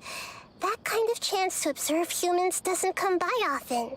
You sneaky snake, how dare you try to trick me, Nahida? Unbelievable. Some children these days. Ah, so it's Nahida. Paimon just knew Catherine wouldn't crack those kinds of jokes. When did you get into her head? I'm pretty sure Catherine can make jokes even if she wanted to. Robots don't have emotions, unfortunately, Paimon. I don't know if you know that. From when she said, Ad Astra Abysosk? So it's been you this whole time? Are you done resting up, Nahida? Yes. I've been sleeping ever since we parted ways, and I even had a really, really long dream. It was another dream about the Sumeru's festival, except it was a happy one. I don't believe it. There's nothing happy about that goddamn festival. I only have negative emotions from it. You can't convince me otherwise, Nahida, no matter how hard you try. That is a cursed festival. It makes you depressed, and it should honestly be abolished at this point. In my dream, I was sitting in the middle of a flower terrace, and everyone in Sumeru City was holding hands as they danced in circles around me. They danced round and round, and everyone looked really happy. That just sounds like a fever dream. I don't know what you're on about, Nahida. I also got to sit on a gigantic flower carriage. Ferris, the Knight of Flowers, raised me really, really high above the ground, and I was throwing an endless amount of Yalda candies at the children. Once again, a weird thing to say you did, but okay. You know, Nahida, maybe your dream is how the Sumeru's festival really should be. It's meant to be a joyous time where everyone gets together to celebrate your birthday. Huh? Wasn't I describing a really happy dream? Why are you both looking at me like that? Wait, could this be an example of the emotion known as pity? No, we aren't pitying you. I am. Only make everything worse. We just don't want you to feel too sad. Honestly, it is pretty sad. I'm pretty sure Nahida doesn't even know what outside looks like at this point. Like, she's been stuck inside for so long that she puts Raiden Shogun to shame, honestly. I'm pretty sure she's never seen grass in her entire life at this point. By the way, have you had a chance to visit Dunyarzad? How's she doing? The Homiyanis haven't allowed any visitors after the festival, so we haven't been able to check on her. Yes, I paid her a visit right after I woke up. She was resting at the time. Her condition is stabilized. However, since Elazar is a manifestation of the withering on the human body, we can only cure it by finding a way to take care of Irminsul's own withering. But for the moment, our top focus should still be figuring out what the sages are up to and what they're planning. Right. Who knows what'll happen if they manage to pull off another scheme like the Samsara of the Sumeru's festival. So our first priority should be investigating and putting a stop to the sages' activities. As for how we should pull that off, let's discuss it somewhere else. There are too many adventurers around here. Oh, good point. Sorry, adventurers. We're gonna be borrowing Catherine for a little while.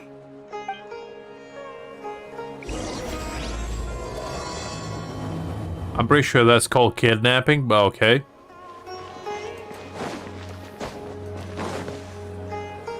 Let's continue our chat here. Okay, so do you have any ideas on how we can investigate the sages, Nahida? Actually, I've already done a little bit of work on that. But for now, I want to hear your thoughts. I've already tried that, but all the key members of the Academia, even the core of 30 guards, intentionally avoid wearing their Akasha terminals. It seems that from the very beginning, They've been guarding against info leaks from the Akasha. Of course, it could also be because they're wary of me. Have you already caught the sage's attention? I'm guessing not yet, but distrusting me would make perfect sense if they've ever paid attention to the urban legends about me. In any case, I probably can't take over their minds directly.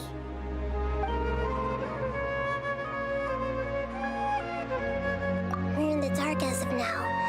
Since we still don't know anything about their goals, any rash move could tip them off and lead to terrible consequences. I suggest we just go to the Grand Sage and knock the hell out of him. And just use him as a negotiation tool. Because, I mean, he really deserves it at this point anyway, so, like, I wouldn't even feel bad. Or we can just shave this stupid beard of his, so he learns his lesson. It's one of the two choices, and both, honestly, would work for me. After all, every person in Sumeru City is one of their hostages.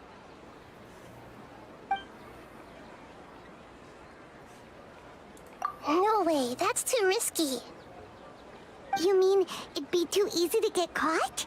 No, it's not that. We shouldn't involve innocent students in this. A single mistake could completely ruin their lives. Doing that would be ignoring the safety of my people for my own selfish goals. How is that any different from what the sages are doing? That's a good point. Spoken like the god of Sumeru. Fair enough, Lamb. I do agree. Unfortunately, life is no fair and sometimes we can be happy. Especially in Genshin, apparently. Hey, hope you're doing okay. But yeah, I mean, if I could go to the Grand Sage and just knock some sense into him, I would. I would do it right now, but the game wouldn't allow me to, unfortunately. Are we really out of ideas?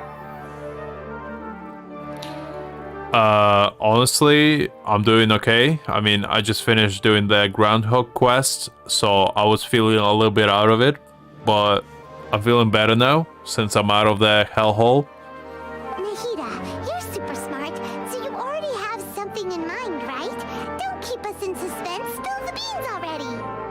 According to a popular theory from the Vahumana Darshan of the Academia, rejecting impractical motions at the beginning of a planning session will give more weight to the actual proposal.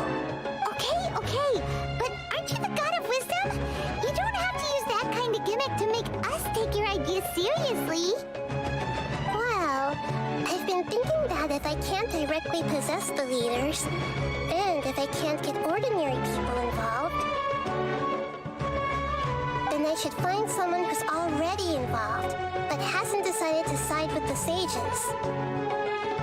You're saying we should recruit a spy? That does sound like it could work. Time to put all my Spy X family practice to use. Just gonna infiltrate the academia. Just gonna put like a fake mustache and like a pair of glasses and just infiltrate them straight up. Oh, before coming back, we met someone named Alhaitham. He seems like he acts alone, and he likes doing stuff behind the academia's back. They probably aren't in cahoots. Actually, I already have someone in mind. Do you still remember that female scholar named Sataria? Sataria. Paimon remembers now. Isn't she the one who's always trailing behind the Grand Sage of the Academia? If you want, Lamb, I don't really care honestly that much. I mean, the story so far didn't grip me immensely. I'm waiting for like Scaramouche to show up or Sign or anyone, really. Could even say we're old enemies by now. Because at this point, I'm exceptionally bored. I just want one of the cool characters to show up. Because for the past hour or so, I've just been doing like miscellaneous tasks. They're so goddamn boring. Just show me like they or anyone really at this point. Paimon still remembers the smug and mean way she always spoke to Nilu. I've always liked observing all kinds of people, and Setaria has always stood out from the crowd. She was born in the desert and was hailed as their greatest genius. Her academic gifts allowed her special admission into the academia, and also gave her the opportunity to serve as the sage's assistant.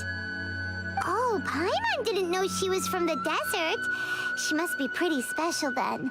Paimon feels like most of the desert dwellers around the city are working as mercenaries. The name Setaria means star. When she lived in the desert, she shone like the brightest star in the night sky. Later on, she was chosen by the sun. The star was given a place in the daytime sky to complement the sun's dazzling light. Soon after, the star witnessed the sun scorching the earth, which brought forth many disasters. I mean, I'll bring Radiant Shogun to Scaramouche fight just to show him some respect, honestly. Because he definitely needs some disciplining. The star began to waver. Instead of staying beside such a sun, wouldn't it be better to return and light up part of the night sky? And who's better to discipline him than his mother, honestly? But in the end, she couldn't give up the radiance of daytime. To cope with her shame, the star buried her guilt and closed her eyes. Honestly, nothing can penetrate Zhongli's shield. Like, Zhongli is gonna protect me from the world, so... From the sound of it, Setaria's just hung up on the research opportunities here. But she doesn't really support the academia. She still feels guilty about not doing more for the desert, right? She's just running away from her problems.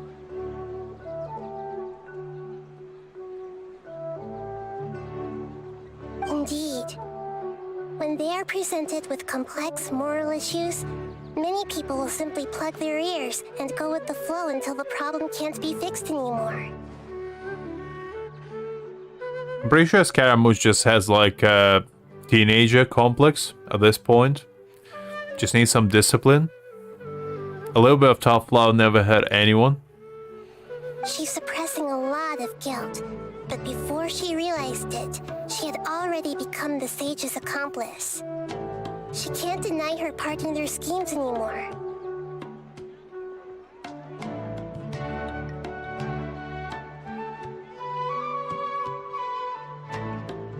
As long as it's not 100%, that's all that matters. Right. We must somehow make her face her problems again. That way, not only can we get useful intel from her, but she can also use it as an opportunity to redeem herself. Honestly, physical Radiant Shogun is the way to go. I don't understand people who built her Electro, like what's the point? You might as well just smack your way through anything. From my past observations, Setaria will take a day off from the academia every 10 days to do some shopping in the city.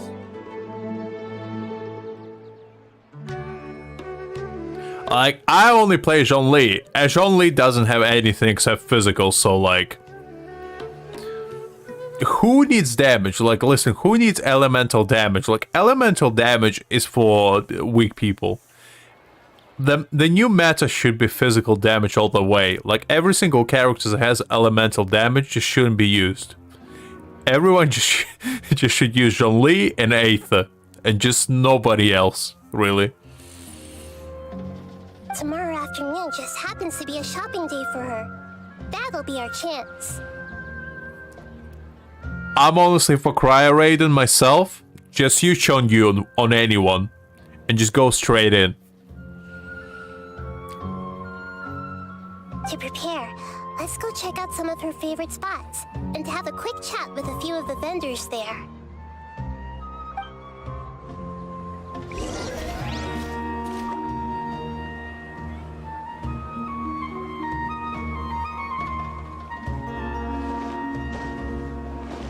What do you mean how? Have you never seen what Chongyun is available for? Look at this. I'll show you the true power of Cryo. Time for some training? Like, many people don't know this, but Chongyun is like... is a meta, because what this man allows you to do, like, let me show you. Like, let's go to any domain, I don't know, this one. I'll show you what the true power of Cryodelic is. Because that's what I use.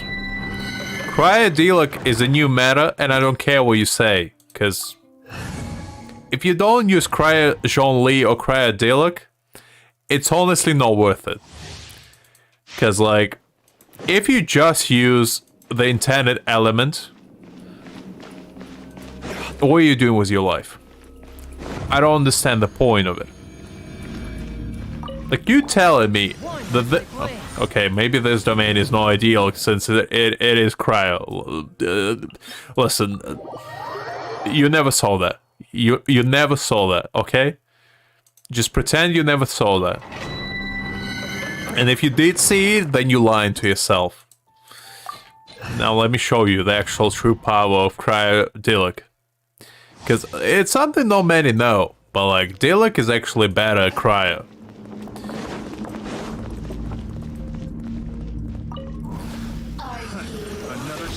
Like, you telling me this is not the true power of Delic? Like, you seriously gonna tell me that Cryodelic is not the future? Are you seriously gonna tell me that?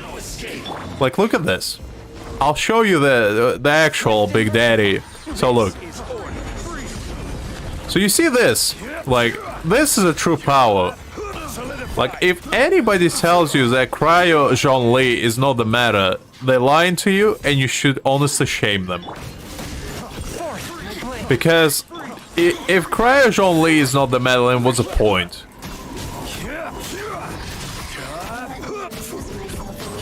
Like, this is just a little taster. I'm just saying, like, if you really want to pop off, like, put a Cryo Goblet or Jean-Li, and then just go all in. Like, I'm just saying, I'm only a messenger, okay? I'm just sharing the gospel. But if you really want to pop off, I'm just saying Chongyun is the way to go. Like, Bennett might have an advantage, but at the same time, like, Pyro is just too powerful. But when you think about it, Cryo is the way to go, because Cryo is a long-term investment. Pyro is like a short-term one. It's gonna give you a little bit of a dividend, straight up, but Cryo is just gonna be more fun in the long run. And that's really what it's all about. So, I think I proved my point. I don't think I need to show you anything else, so we're gonna move on.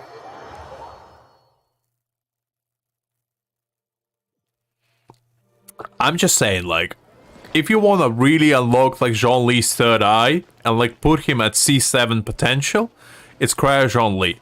Like, put Cryo Cap on Jean-Li with Chongyun, and you're good to go. Also, crown Jean-Li's basic attack. That's how you truly unlock his full power. Many people don't know this, but, like, Jean-Li is actually busted with his normal attacks. Like, he can pop off. Should be Sataria's favorite fortune-telling spot. Like, a lot of people think that Eula is like the queen of physical DPS, but it's not true. Jean-Li is. Jean-Li is like the true man to go for. And anyone that tells you that it's not true is lying to you and to themselves. So should we ask the fortune teller about Sataria?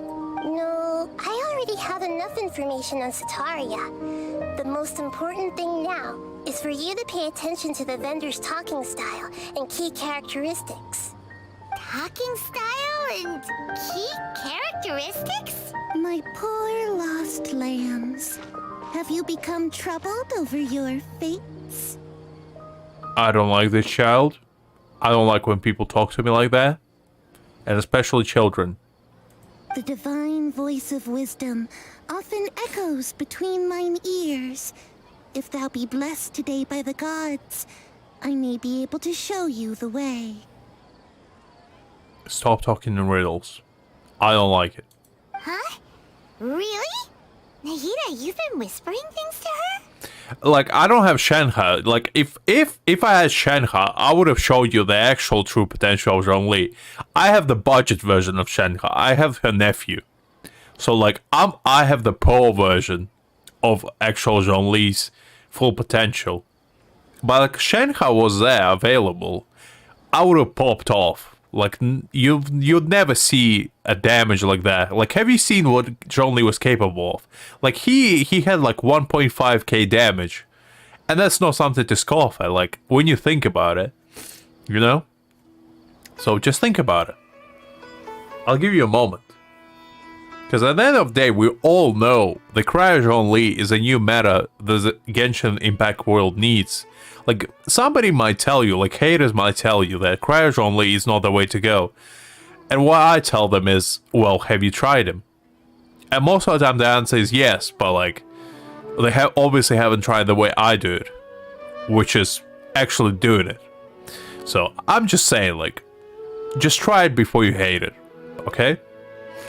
So get Shenhe, get Chunyu, put Zhongli, put Cryo Cup on him, and then you will pop off like nobody else. Like, I'm just saying, I'm like an innovator. I'm like thinking ahead of time. I'm like thinking in 2D chess, while everybody else is playing checkers, you know? I'm like thinking to the version 5.0, when Zhongli becomes like a god of every single element, and he like infuses every single noses inside his chest, and becomes like the true ultimate Archon of them all, and unlocks every single element available, and Cryo is obviously gonna be like his top element available. So that's when he's really gonna be like the true Archon of them all. Anyway, we got off topic. Let's get back to the story. Shh. My friend here has some doubts regarding his future. Can we get a fortune reading for him?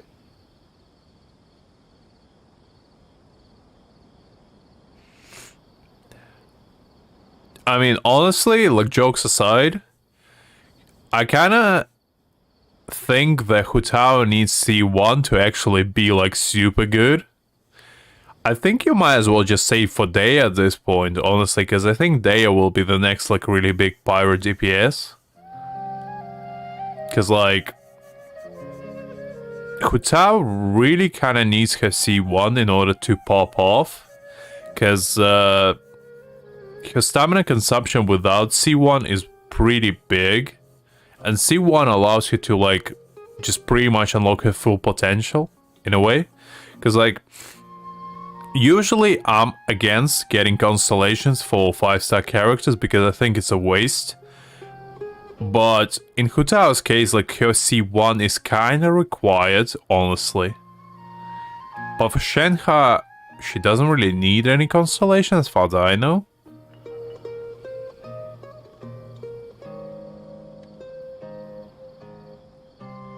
Oh, if you're gonna do normals, then it's fine, I guess, to get Hu Tao.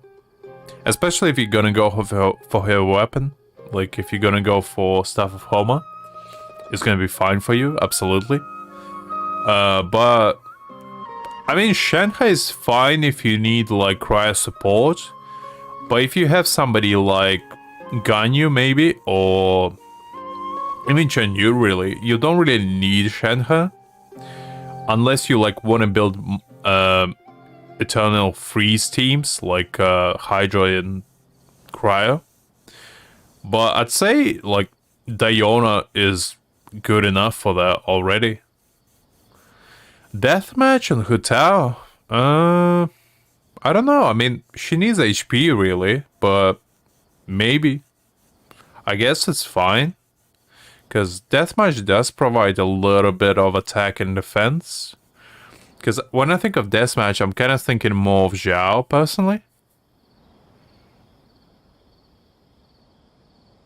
Oh, no worries, Lamb. Have a good one. Hopefully it's nothing serious for you. Doctor-wise. Hopefully just checkup. But yeah. No worries. Just pop up into a stream whenever you see me live. I probably will stream every day from now on anyway. But yeah, it was nice seeing you.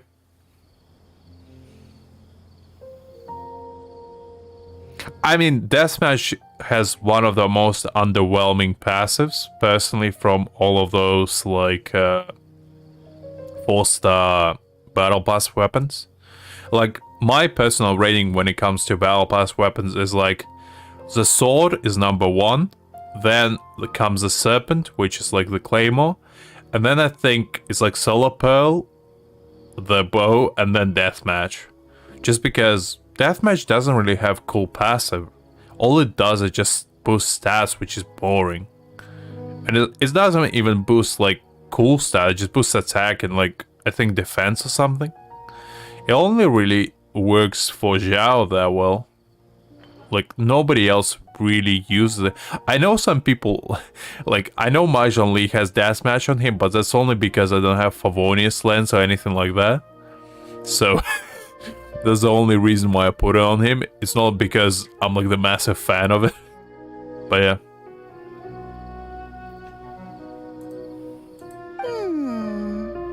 Of course.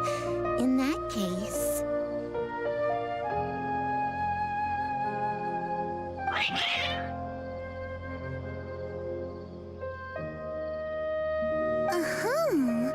It would seem that Harut and Marut are quite wary of you. Perhaps, at some time in the past, you have somehow offended the gods. Who is this child? She's creeping me out. Only mocking the god of Animo, questioning the lord of Geo's financial savviness, and brawling with the god of Electro. Do those count? Paimon, come on, don't diss ourselves like that, come on. We didn't do that bad. I mean, honestly, can you blame me for saying that Mahjong Lee's broke? I mean, it's just stating the facts, honestly. And the point that Venti just drinks alcohol all day long is just the truth. Like, that's a god honest truth. And just because we fought with Raiden, we still befriended her in the end. I mean, it's not like we scoffed it out and then parted ways. We still became friends in the end. So, like, I think it's pretty justifiable if you ask me, honestly.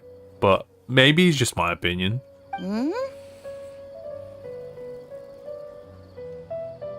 Oh, nothing. Go on, pick an aspect for her to divine. Health prospects. No problem at all.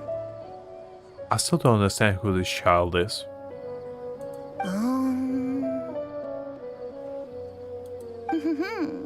The gods have spoken. The truth shall be revealed. Your life shall continue on for many tens of thousands of years. Impossible. I mean, I already knew that I'm immortal, but that's pretty good to know. Harut, Marut, did you two spoil my divination? I've never read a fortune so absurd. Actually, Paimon thinks this is probably the most accurate fortune-telling you've ever done. Ahem.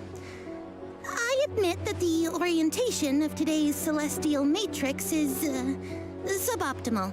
As such, there will be no charge. It's probably what every single scam artist ever tells you whenever you get, like, your fortune read. As soon as they get something wrong, they go into, like, this whole song and dance about how the stars are wrongly aligned, or like how they woke up on the wrong side of bed today or some shit like that. It always cracks me up. Because there's plenty of those, like, weird TV shows where, like, back in the day, some astrologists or whatever would go to and, like, predict people's future, but just, like, guessing the randomest things possible. Like, about, like, 12's cousin or something, like how they got married on the 7th day of, like, certain months, and how they have diabetes because of it. It's, like, the weirdest things ever. Just always cracks me up whenever fortune tellers are involved. Is that so? Well, that can't be helped. If you were to bring some food offerings for Harut and Marut on your next visit, perhaps they could help you reverse the wheels of fate.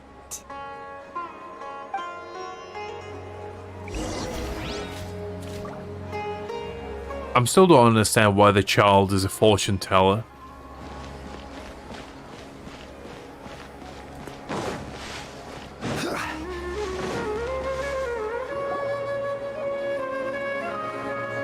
Is this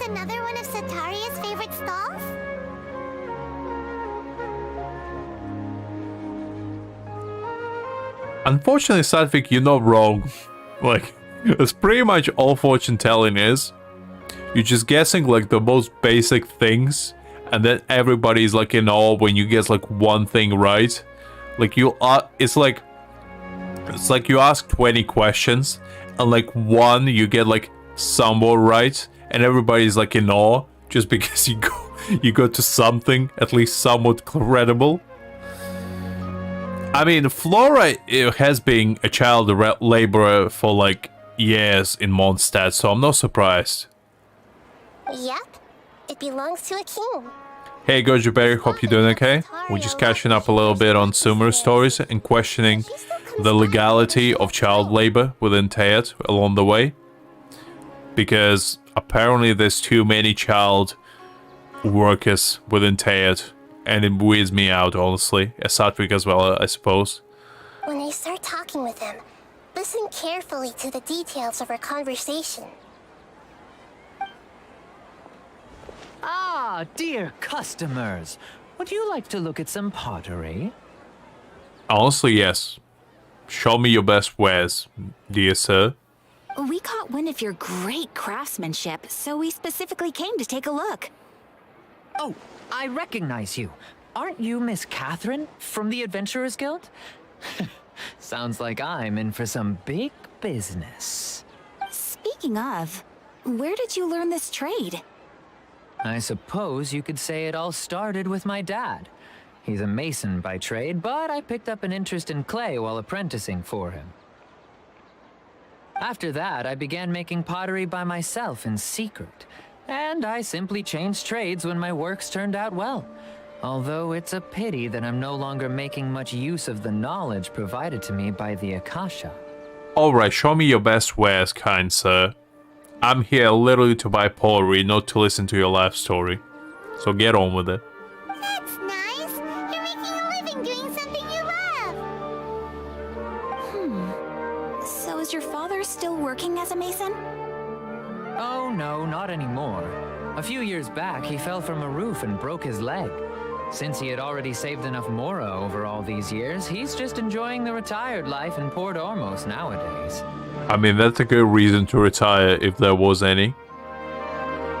All you need to do is just break a leg or two. Just retire like that. I mean, fair enough. I see. We wish him peace and happiness in his retirement. I'll have someone in charge of logistics at the guild come by another day for some goods. We'll leave you to it. Take care now. No problem. Rest easy, all our goods are sure to meet your every need.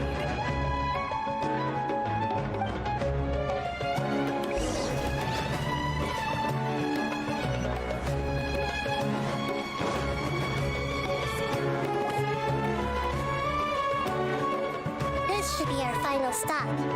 Sataria's always thinking of this restaurant when she's working at the academia. So she always comes by whenever she's out in the city. Nahida, you've really thought of everything. It's my duty to protect Sumeru's citizens, after all.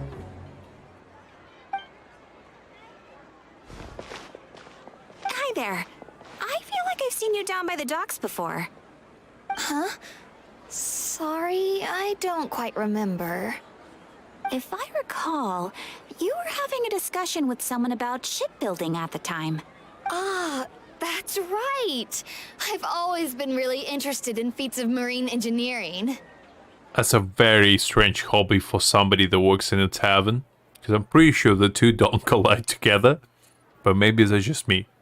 After all, I grew up in Liyue Harbor and spent my entire childhood staring at the ships going in and out of the port. I came to Sumeru to study, but failed to make it into the academia due to my lack of talent. But I'm still discussing all kinds of problems with different scholars, and I'm continuing to study and perform research from the restaurant's basement. I'm sure I'll get into the academia after their next round of exams.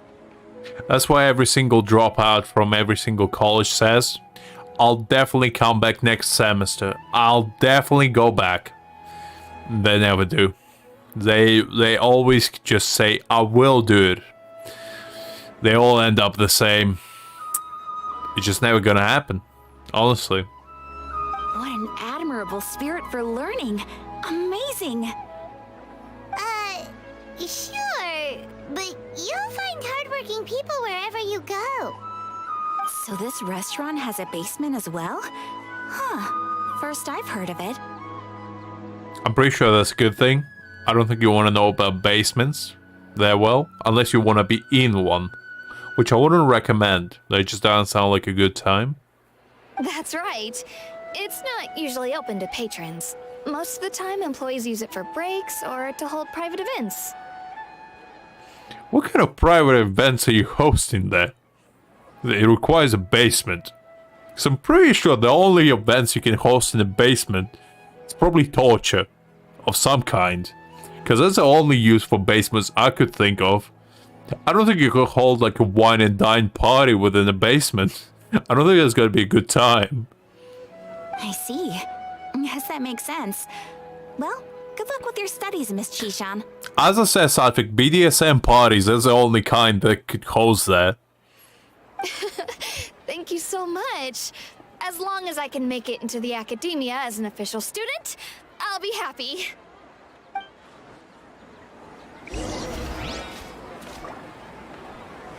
There's some weird kinks people in Sumeru are into.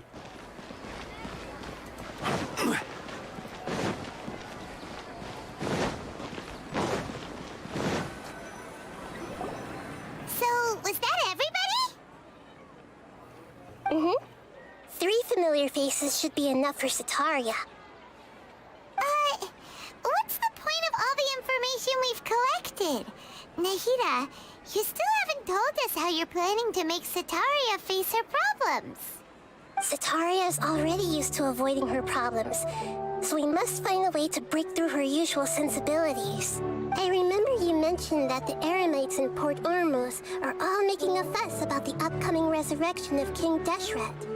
Although it's all just a boatload of nonsense, the fate of her homeland may turn out to be Sataria's soft spot. Oh, Paimon gets it now! You want to take advantage of the guilt Sataria feels about her homeland. Although she knew she should return home to help the people of the desert, all she's done is conspire with the sages. So how do we set that up? Well, first of all, we need a lot of rope. And second one involves knowing how to tie a sailor's knot. It's very complex, Paimon, though, don't worry, I know how to do it. And from there, it's pretty much just muscle memory. Like, I'm pretty sure it's just straight road from there. Wow, King Deshret is long gone, and Sataria is also too smart to fall for any simple tricks. If we simply engaged her under the guise of King Deshret's believers, she would definitely be wary of us, and we may not get anywhere. But if we were to borrow some of her close acquaintances to talk with her, her reaction would probably be very different. So, you mean you're going to possess those people we just talked to? I like how we casually just talk about pretty much abducting people of their own free will and just stripping them of any emotion whatsoever. Because I'm pretty sure that's illegal. Or maybe just me, I don't know. Yep. Possess them through the Akasha. Imply they've already converted to the faith of King Deshret, and then convey our made-up will of King Deshret. I like how Sumeru is the only country where its Archon can just brainwash its own people how she wants, if she wants to do it. Like, you never saw Zhong Li just put like random rocks up people's buttholes to like control them. It's only in Sumeru, like, not even Raiden Shogun did that. Which, honestly, if she did, she probably would still have, like, internal peace or whatever she wanted to do. But, I don't know. As long as everything goes smoothly, we'll get through to Sataria for sure. She'll... So that's how you're going to use all the info we collected on these people. It's so that you won't slip up and break form. Possessing them will only work if you can manage to pass off as them. Exactly. So, best of luck with impersonating them. I'm pretty sure Venti wouldn't be able to do something like that even if he tried. The only thing that he could do is probably just provide people with alcohol supply and just make everyone exceptionally drunk so he can convince them of the stupidest things that he could think of afterwards. I'm pretty sure Venti just forgets his own name half the time. Like, if Dilek literally didn't provide him with alcohol, I'm pretty sure Venti would be just like begging on the street for like a cup of booze.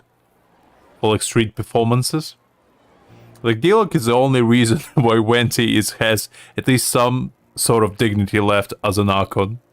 If it wasn't for Dilek, I'm not exactly sure what Venti would have been right now. We probably... probably we would have met Venti under very different circumstances if it wasn't for Dilek. He would be like shivered, like staying in the corner, covered in like empty bottles of wine, just like grumpy as hell. Like has a 2-meter long beard, just like grouchy, just complaining about how the world has changed. So yeah, Dilek pretty much just keeping the Mondstadt Archon afloat by himself. Honestly, he should be awarded like the medal or at least something by Venti. He's like the unsung hero. Huh? Best of luck? But we don't know how to possess anyone. That's no problem at all. I'll just share all their senses with you once I've possessed them. As long as you're also wearing an Akasha terminal, the effect will basically be as if you've possessed them yourself. Because like every single Archon has a sugar daddy. Like Jean-Li has Child. Venti has Dilek. Raiden, I'm pretty sure it's Miko for her. Or at least Sarah. It's one of the two. I'm not sure exactly where she gets her money from, but it's one of the two. And I'm not 100% sure who Nahira's is, but probably Dottere, I guess, the doctor guy. So I think there's a pattern going on here, which is Archons just rely on other people to support them both financially and emotionally, really. They're like overgrown children. They just can't take care of themselves. Huh. That is pretty convenient. But why does he have... Although I've been observing humans for a while, I've never been good at imitating them. You're not wrong. It's always been painfully obvious whenever you try to pass as Catherine. If it was at all possible, I would have preferred to leave these people alone. But seeing how things are now, I probably should just accept it and push on. Yeah, don't beat yourself up over it. We're only doing this to help everyone, and we'll only be borrowing them for a little while anyway. Alright, then let's give it a go tomorrow afternoon. I like how Paimon is encouraging pretty much unwilling kidnapping of Archon's own citizens. Paimon is just straight up good for it. There's no sense of morality whatsoever going on. Honestly, I'm not against it, I'm just saying.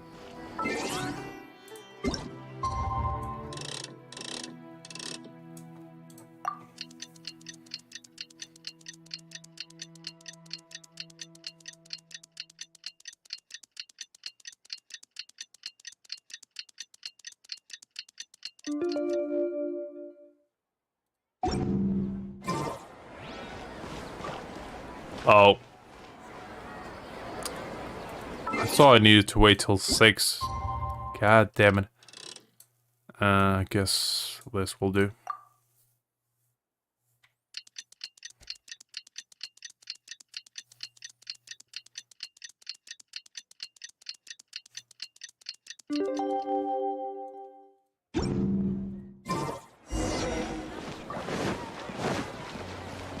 It's called...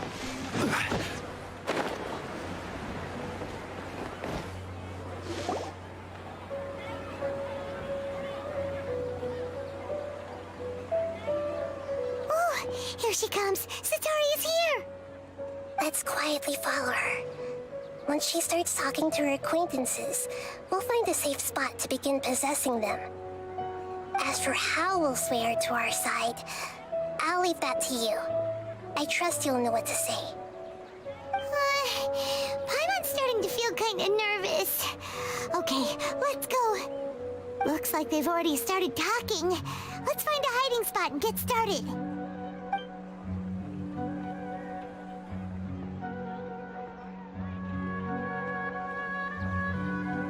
I'm pretty sure she can see us if she like turned around. It's not the best hiding spot that I would have personally chosen, but okay.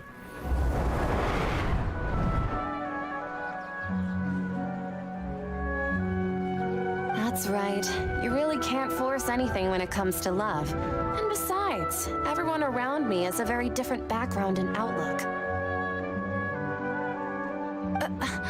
Are you still listening to me, Nabia? Oh, of course I'm listening. You were talking about troubles with your love life, right?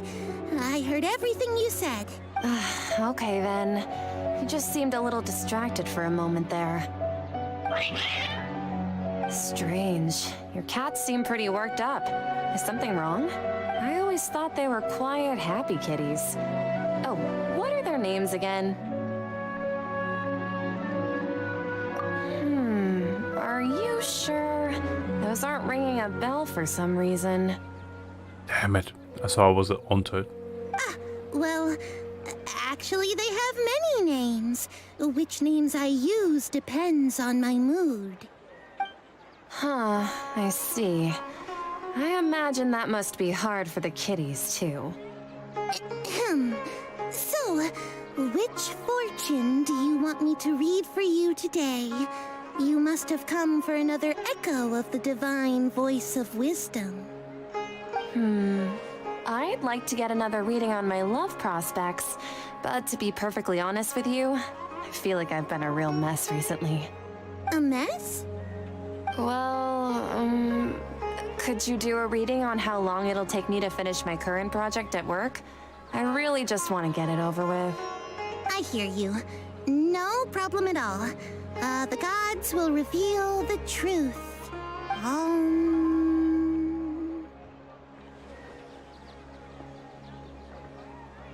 The gods are asking, Setaria, why haven't you gone home? Like a mother? And just straight up telling her, you haven't visited in over 6 months, Setaria. What the hell are you up to? Why haven't I gone home? Do the gods really know everything I've been thinking about? Setaria, why don't you just go home? It's a demand now instead of a question. The gods seem to be truly upset. It's like a direct line to her mother. It's just like God connecting them through some like divine connection. Just like her mother just started speaking to her. I'm sorry. I know I failed the gods. Please pass on my most sincere apologies and ask for their divine forgiveness. Setaria, your dad is so worried for you. You haven't been home in over 6 months. Can you think about your poor mother's health? Starting ranting about it. And if I may ask, Nabia, is there a specific god who's speaking to you right now?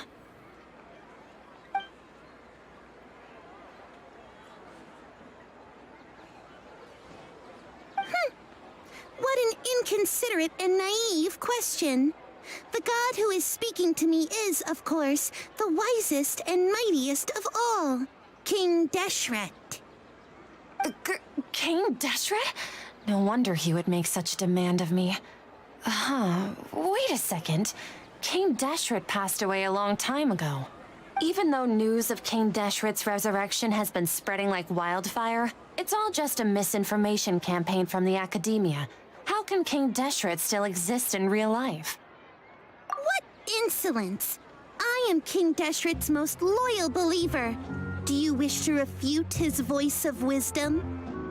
Oh, no. As a child of the desert, I am only reveling in his power upon learning that his divine glory has touched even this city. I will think very carefully about his demand of me. I'm sorry. I must go now.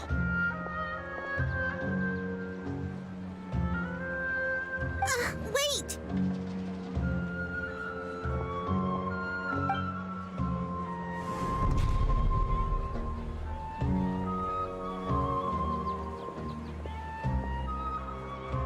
Whoa! She just ran off in a hurry. She looked pretty upset, too. Well done. Sataria didn't seem to suspect anything amiss. To have something she's been trying desperately to avoid show up out of nowhere and berate her, that must have shaken her to the core. Aw, Nahida, it seems like you understand human emotions really well after all.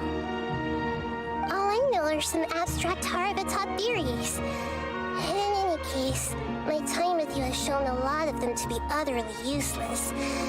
I'm still trying to make sense of everything.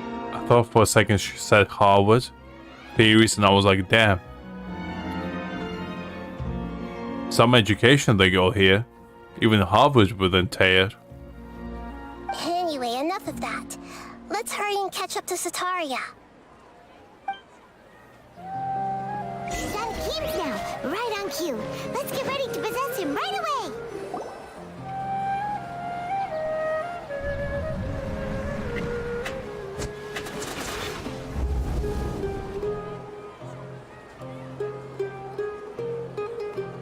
It's okay. I just got caught up in something.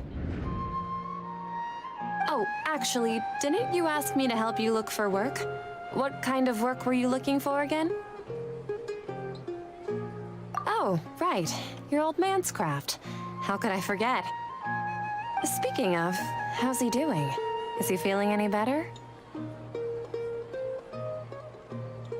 Huh? Wasn't he nursing a leg injury? If I recall correctly, his strong arms had always been his pride and joy. He sprained his arm a while back while trying to show off his strength. I thought you'd heard. Actually, while we're talking about him, is he still living in Port Ormos? Yeah, he's been retired there for a while. If you could find the time, please write him a letter. Let him know that recently, faith in King Deshret has taken root in Port Ormos and has begun to spread across Sumeru. He has a quick temper and has always been a devout follower of the Dendro Archon. I don't want him to get into a fight with those King Deshret believers because of a difference in beliefs. Oh? So, who are you siding with in all of this? The Academia or King Deshret? I'm so jealous of you. You were born a child of the desert, yet you chose to betray King Deshret, and now you spend all your time with those crooks from the Academia. Akeem, you don't mean... You've also become a believer of King Deshret? What's so strange about becoming a believer of the wise King Deshret? In fact, aren't you the strange one? The one who still can't pick a side? Can't pick a side? Me? Whoa! Paimon had no idea you'd be so good at this. You really zeroed in on the issue and put it right in front of her. It might feel a bit overwhelming for Sataria. But once everything is over, I'll be sure to pay her a visit to her mind and explain everything. Anyway, let's keep going.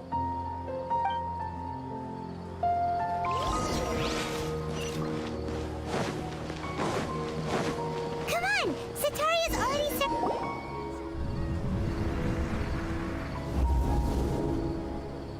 So, Shishan, have you noticed anything weird in the city lately? Like, as if someone was trying to preach to you about something? Oh, right. Speaking of strange things, I celebrated the Sub-Zerus festival so many times that I lost count. That was really weird. Wait, how could you be aware of that? That should be impossible. Nothing in the report indicated anything like that. Are you still failing to realize that the Academia's lowly tricks could never deceive all of Sumeru's citizens? Shishan, don't tell me that you've converted to King Deshret as well. What an absurd question. You make it sound like I should be ashamed for becoming a believer of King Deshret. In reality, shouldn't you be the one who is ashamed?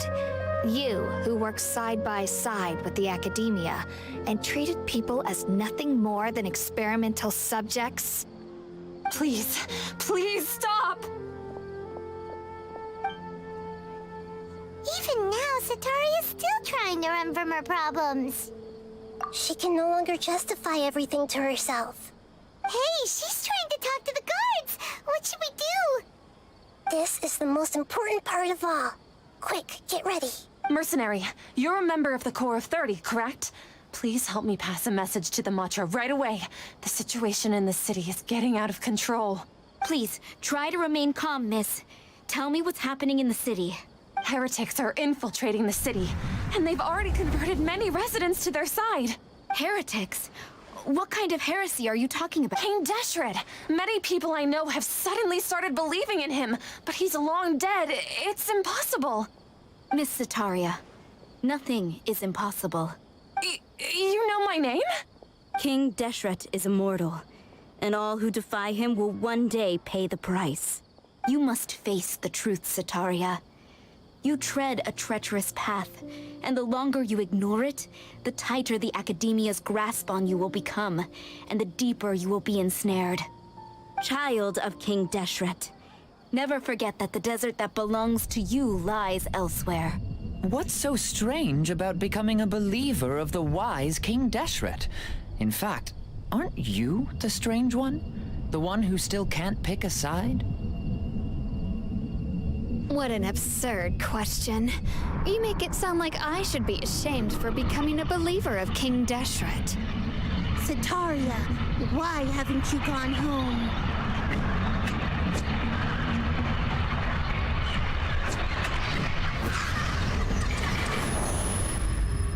Damn, that's pretty cool cutscene, actually. Like, all jokes aside, that was pretty cool. It seems that no matter where I run, I only keep finding more believers of King Deshret. I have to say, this is a familiar feeling. I've also been running from my guilt this whole time. Guilt over my part in the Sage's plans, and from ignoring the letters from the children of my homeland. But no matter how much I may try to ignore or get rid of it, my guilt always comes back. You won't necessarily lose your research opportunities by facing the truth. Besides, did you really want to conduct your research while carrying such heavy feelings of guilt? How do you know me so well? Are you truly just a believer of King Deshret? Or are you the god himself? That's not important. The important thing is to pass judgment on the Academia and its sages, and to correct their mistakes. If you could provide some assistance in this matter, perhaps it could serve as a form of atonement. I've actually never believed in the gods, but I've always believed in serendipity. Your appearance must be a fated opportunity for me to get out of this wretched situation. Please tell me, what can I do for you? How much do you know about the Sage's current activities? I was just one of the designers for the masked dream harvest scheme, which is what happened around the Sumeru's festival. But I know very little about the full scope of the overall project. I'd assume that only staff with the highest clearance would have access to those confidential documents. I've just been working to meet the Grand Sage's specified requirements. However, there's something that's been really bothering me. I heard that a scholar who was previously expelled has returned to the city, and even the sages are still quite wary of him. The big man himself is about to show up. To fight against the Academia, we will need to figure out the nature and the purpose of their work. Is there a way for us to get access to the confidential documents you mentioned? It should be possible if we're willing to take some risks. After all, I'm an assistant to the Grand Sage, and I've been working on many tasks outside of the project. One thing, though, I won't be able to transfer the documents to you through the Akasha once I get my hands on them. The sages have always closely monitored all activities within the Akasha. Let me see. Let's use the most primitive method. Send someone to pick up the documents tomorrow evening at the Academia entrance. I like how picking things up is the most primitive method at this point. Jesus Christ. The Academia entrance. Wouldn't that be too conspicuous? Don't worry about that. I assure you, this won't be a trap. I'm only suggesting this location because it'll draw more scrutiny for me to leave the Academia again. It'll be safest for me to distract the guards long enough to hand you the documents. All right, I trust you. So, if I were to successfully complete this task, would it mean I've atoned for my wrongdoings? That'll depend on the judgment of the Dendro Archon. The Dendro Archon. That's right. Her people are the ones we have endangered. As the God of Wisdom, she's also the one responsible for judging and guiding the scholars. Maybe it's time for me to find a god to believe in. Just as Nahida predicted, we've managed to bring Sataria to our side. The Traveler's execution was ingenious. He's the one who deserves all the praise. Well, now that we've made plans to meet again tomorrow evening, all we can do is pray for Sataria's mission to go off without a hitch. Pray? But if we're going to pray to the gods, aren't we just praying to you? God of Wisdom? No. The truth is the true guardian of scholars. I've always believed that. Anyway, let's meet again tomorrow evening at the Adventurers Guild.